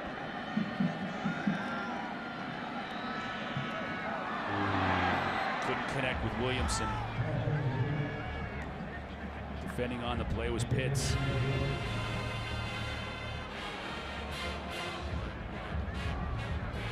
I mean, how about the trust, right, in Mackenzie Milton? We talked about abandoning the run game. You can't abandon the run game with a backup quarterback 99% of the time. But Mackenzie Milton, he has made right decision after right decision in this game. And he's throwing the ball a ton. Too high looks. Something should be open over the middle of the field. Back bringing just 3, though, dropping everybody else in coverage. That's a dangerous throw. His receiver was well covered. Drake Thomas was manning the middle of the field. I haven't really said Drake Thomas's name a whole lot this game, considering how dominant he's been at that middle linebacker spot the last few weeks. That's a great point, Chris, and they've really taken away the use of a middle linebacker. With all the perimeter throws they've had and the perimeter runs, it's just hard for Drake Thomas to make a play. And now on 4th down, I mean, gutsy call right here. I don't know if I agree with it, but they're going for it. NC State brings pressure. Knocked away, incomplete. Pitts again. And we just talked about Drake Thomas. If you feel like Drake Thomas hasn't made a play lately, he's about to make a play. And he was the one who put the pressure on Mackenzie Milton. And a really interesting play call. They decided to go for it, take their shot. NC State defense, they stood up fast, and Tony Gibson got a pressure in. He brought a double linebacker blitz, a little cross dog in the middle. First is Levi Jones, who penetrates and picks the offensive guard, and then you see Thomas loop around. Great job of getting the pressure, forcing the ball out. And again, I mean, interesting call. I don't really agree with it. Your defense is playing well. You're down by 7. That last drive started at your own 1-yard line. I mean, that's a perfect opportunity to flip the field position and give Devin Leary a long road to travel. Person can't bring it in. Or Trent Penix, rather. He's had a great game, but he couldn't quite get that one because he knows, too, he had some room to run if he corralled that. Yeah, he did. And things like that, you know, it's a run for 0 game. It's an incomplete pass because of a drop. Those types of things, it just makes it hard to convert on 3rd down. Again, that's a 1st down play, but makes 2nd down more important, makes 3rd down even harder. Leary to throw. Zips that one in, incomplete. Kalen DeLoach from his linebacker spot, drop back in coverage. So we've got a player for NC State just shaken up a bit. That looks like it's going to be Timothy McKay. Yeah, on the offensive line. We'll take a quick break. When we come back, it's 3rd down for NC State. 110 for NC State as McKay walked off under his own power. Leary to throw. Trying to get the screen going to Person. Avoids one tackler, and he's got a blocker in front of him. Inside the 20, inside the 10, and he'll score! Wow, what a play call. And the biggest play of the game for NC State. Tim Beck goes to a play we haven't seen all game, anticipating the pressure, got that running back screen out, and this is what you call a scan screen. The running back's fake scans for pressure, works his way across the formation, and while that's taking place, the offensive linemen get up on Kalen DeLoach, who's covering Person, and Person with the speed down the sideline, got some good blocks from his wide receivers, and man, what a play call and what execution, silencing this Florida State crowd.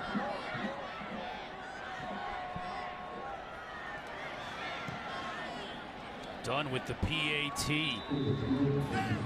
And NC State now has that 14-point advantage once again. Person may only have 28 yards rushing on the day, but after this 43-yard touchdown, that's 50 receiving and a huge score. Just a really, really good job. And you see Tim Beck congratulating Person. Dave Doeren, tough to crack a smile out of Dave Doeren. That last play did just that. Man. Great job.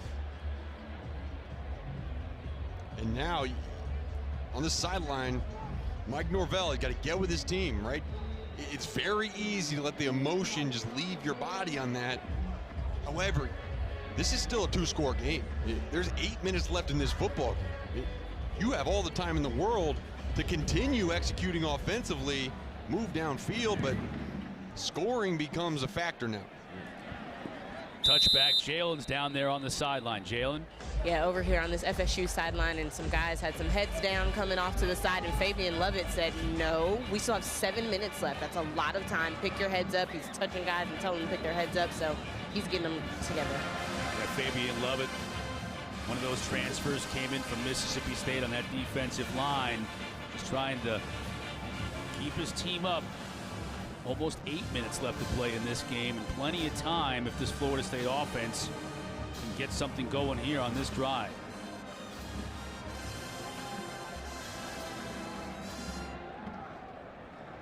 What do you know? 3-by-1 formation. Milton tried to get it to his running back out of the backfield, but it was tipped. Tavin Vann, who had a big sack moments ago, now with the tip pass, 2nd and 10. Good job by Tavin Vann, the freshman. Last week he had 2 quarterback hits. Wasn't able to get the sack, but it's a good young player for this squad. Showing corner blitz at the bottom of your screen. Now he backs off. The Pack bring just 3, but they get pressure on Milton. He escapes initially and then just tries to flip it to Corbin, incomplete. Pleading with the official about a late call, but he's not going to get it.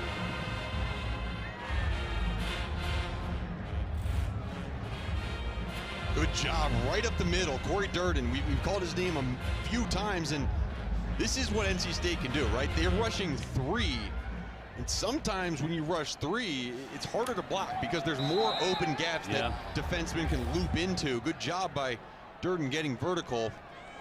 He knows how to play on this field. Was a 2-year starter at Florida State before transferring to NC State. Now it's some pressure from the Pack. And Milton incomplete. Wilson couldn't bring it in. 4th down and 10 and down 2 scores. Now punt. You haven't had much time run off the clock, but you're on your own 25, and there's really not much of a choice, I guess, here, because if you go for it on 4th and 10 and you don't make it here, game's over. Punt. You should have punted last time. You didn't. Punt again. Punt. Knowles 2 for 15 on 3rd down today. This defense for NC State and Dave Doeren, he's got to be happy about what he's seen today on the road in a game that's huge for them, setting up what could be a game for all the marbles in the Atlantic next week in Winston-Salem. Mastromano. Kick that's going to take a big Seminole bounce. Wouldn't you like that in that last series? Inside the 20. Once again, the field is flipped. But this Florida State defense now is going to have to make a big-time stand and get this football back to their offense as they trail by 14 to the Wolfpack. Football is the game of life, and it brings the community together. State at Wake Forest next Saturday. The Atlantic, or at least the lead in the Atlantic, at stake. Don't forget, Wake Forest lost earlier today in Chapel Hill, but that was a non-conference game. They just play that game against each other so they can keep that rivalry going. Good for them. Doesn't count against Wake Forest, so they're still unbeaten in league play. And NC State, of course, has that just 1 loss. Wake at Clemson. And then Pitt, who won today against Duke, taking on Virginia. They were idle this week. Those are the 3 big games that are really going to shape this conference, among others, as we head to the final couple of weeks of the season.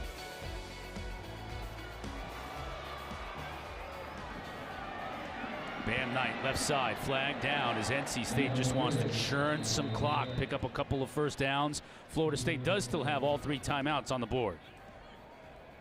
Holding. Offense, number 6. Penalty is half distance to the goal line. First down. And Mark, why does Florida State punt on that last possession, down 14 midway through the fourth quarter? Well, for a reason like this. Now it's first and long, and correction, the penalties decline. Second down. Or second down and 10. They'd rather have the down than the penalty yardage, but NC State's behind the chains, and they can get the ball back quickly if they can make a stop here. Yeah, no, you're right. I'm sorry. I'm just thinking about why would you decline that penalty? Maybe you're thinking that time is more important than yardage, but you also have to stop them. Right. So it would be about 8 yards because of the half the distance, or right. 7 yards, or about 8 yards. But you're right.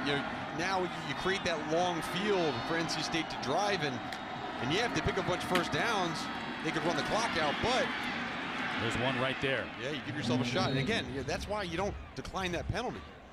You accept that penalty. There have been 2 calls by Mike Norvell that I just have not agreed with. You accept that penalty, you make it 1st and 17. Then if you pick up 7 yards, then it's 2nd and 10, rather than having it be 2nd and 10 already. Anyways, I don't really agree with that. But either way, the point is, Florida State's defense needs to stand up and get a stop soon, because you're right. They need 2 scores to tie this game back up.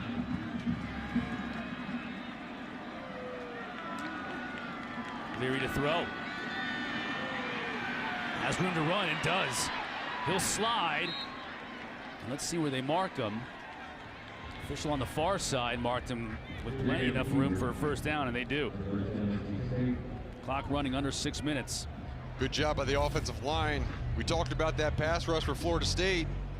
Good move by Jermaine Johnson on Enike Ekwonu, but he got some help on that inside by the guard, so gave a nice running lane for Devin Leary. And you pick up first downs. Every first down you pick up, you can run off about 2 minutes from the clock. Florida State with all 3 timeouts has to think about using them soon.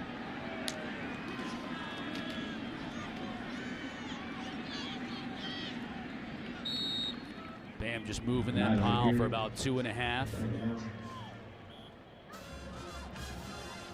I'm a big proponent, by the way, of using your timeouts on defense, because you can control stopping the clock on offense. You can't on defense. I don't necessarily mean doing it now with 5 minutes, but at some point, if you can get a stop here for maybe no gain and you force a 3rd and long, maybe you think about using them, because this clock is going to continue to run, and you've got to score twice, and you haven't exactly been explosive on offense today. Well, you're right, and there's going to get to a certain point where you got to use them on this drive, because you're going to have to do an onside kick, recover it, and drive down and score another touchdown.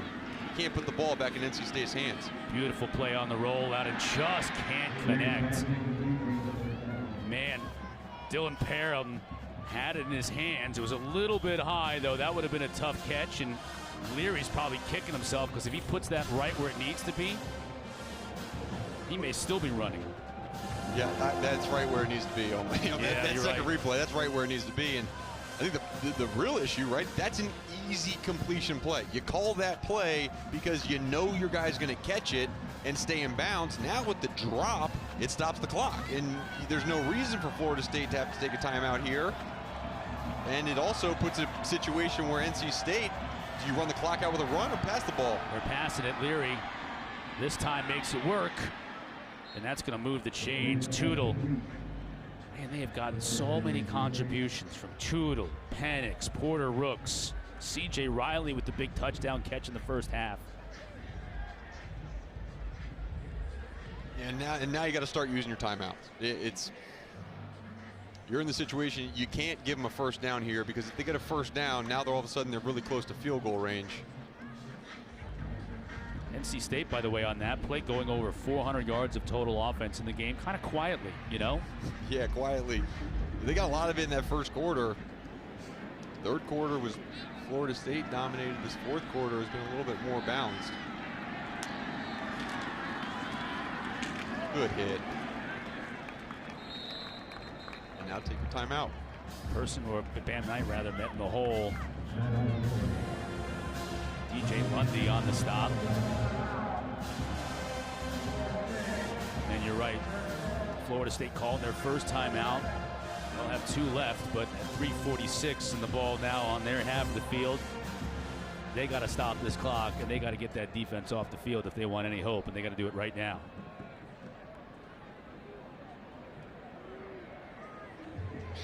You saw Norvell walking behind Jamie Robinson. Frustration all over Robinson's face.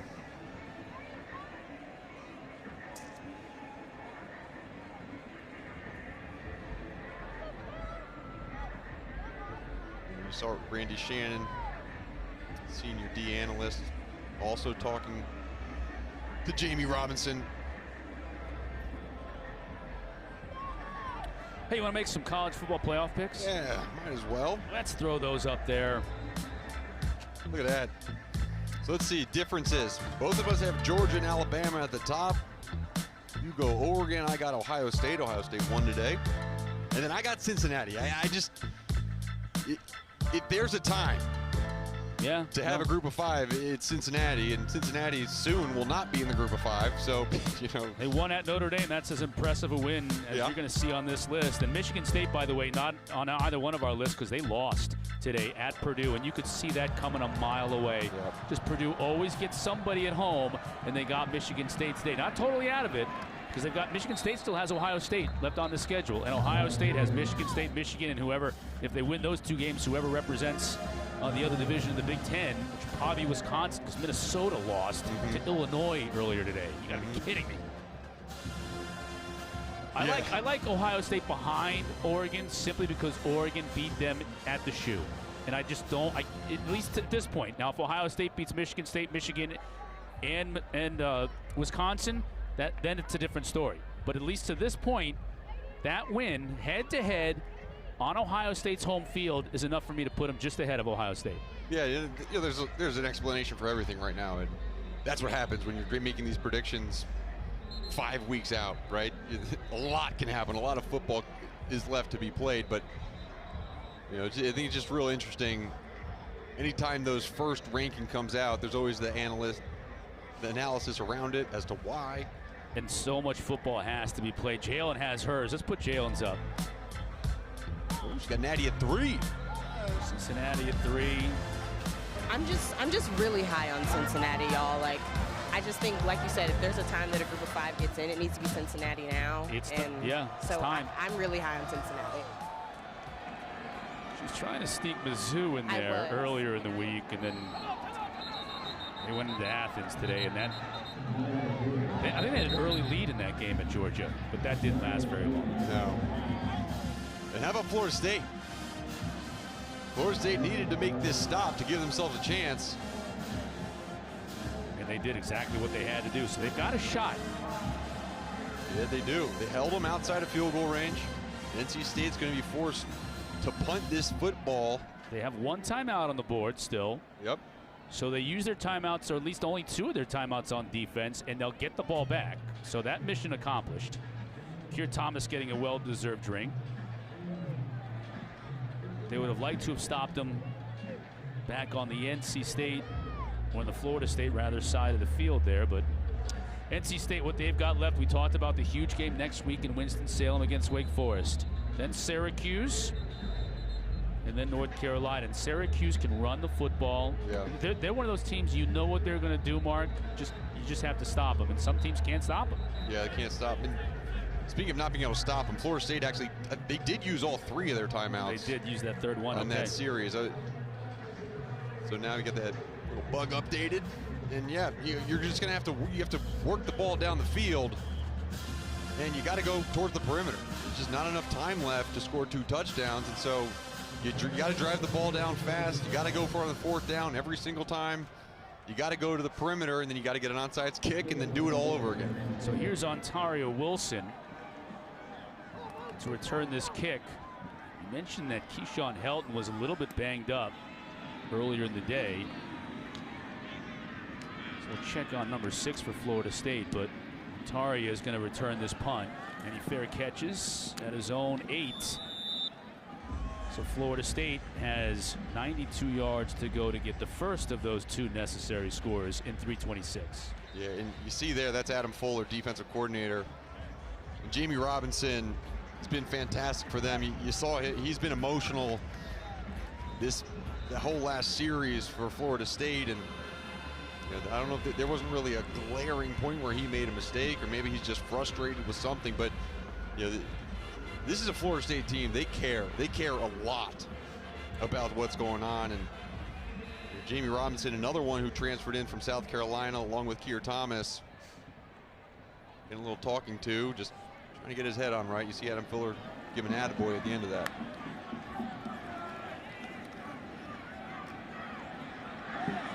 Milton's going to take off.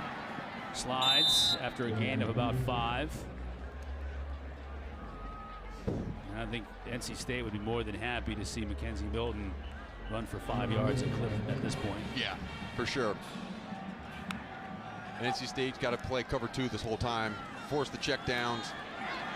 Milton's going to run again. Yeah, just let that happen all day. First down will temporarily stop the clock inside of 3 minutes. And you see there's 3 linemen. There's only 3 defensemen within 5 yards of the line of scrimmage. Playing top down defensively, just rally down, don't get beat deep.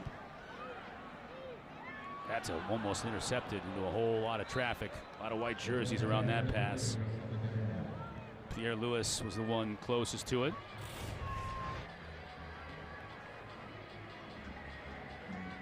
It's hard, all the throwing lanes are going to be occupied. NC State, when you have 8 guys in coverage just playing zone with their eyes on the quarterback, playing top down, it's just hard. It's hard to complete passes. Sometimes little screen passes to get blockers out in front are the best thing you can do. Ward staying in the block initially. Now Milton finds a receiver at midfield. That's Jordan Young. Wow. That ball just dropped in between about 4 white jerseys. Wow. 28 yards. Knowles looking to move quickly.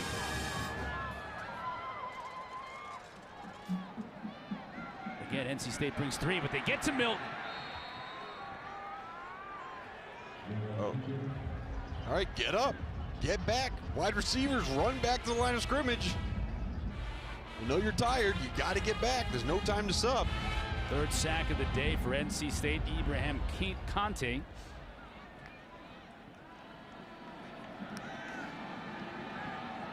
Milton sidearms it and almost gets it to the receiver. He had Malik McClain out there.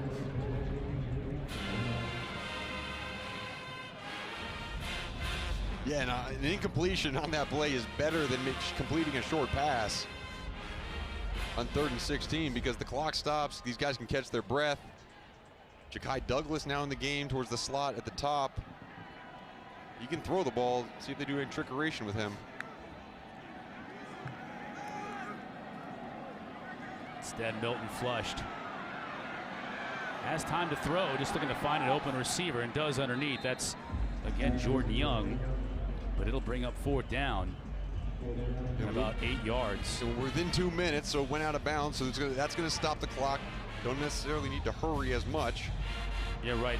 Getting the play right this time is more important than hurrying. Yeah. If you don't pick up this 4th down, game's over. And on 4th and 8, now the 1st down becomes paramount. So look towards the bottom of the screen. This is where you can do that quick out route to Parchment. Looked like they brought another defender over there to take that away. Ja'Kai Douglas in the backfield. He'll run a route. Milton being chased. Stays on his feet. Now it's a receiver who's going to have to do some work. That's Young. And he won't even get back to the line of scrimmage.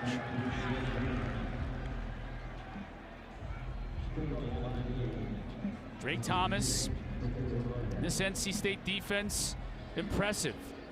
You know, you think about, Mark, the game we saw earlier today, Wake Forest and North Carolina in the 50s. Clemson's defense, you know, their offense has had issues this year, but the defense is still stout. But NC State's defense, I mean, I don't know if they take a backseat to anybody. Look what they did today. Florida State came in averaging over 200 yards rushing a game. and they held him to 38 yards on the ground. And really, Florida State had that brief moment in that third quarter where they had momentum and they were moving the football offensively, and maybe Dillingham made the right adjustments. But then I think Tony Gibson made some adjustments, and this defense came back to the fore.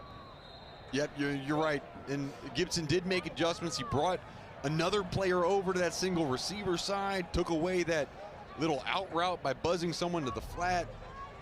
And, you know, this is what NC State football is about right now. They are really good defensively, even though there were some big plays, right? It's 14 points. When in college football do you see someone scoring 14 points? You don't see that. And to average, like on the year, they give up 16 points a game. And that's going to drop now with this 14. It's fantastic defense. It's very well done, very well executed, and aided by really, really good play by Devin Leary in the passing game in the first half, and then they were able to establish the run game in the second half, and that screen pass to Ricky Person that he took down the sideline on 3rd and 10. Yep. That was the straw that broke the camel's back.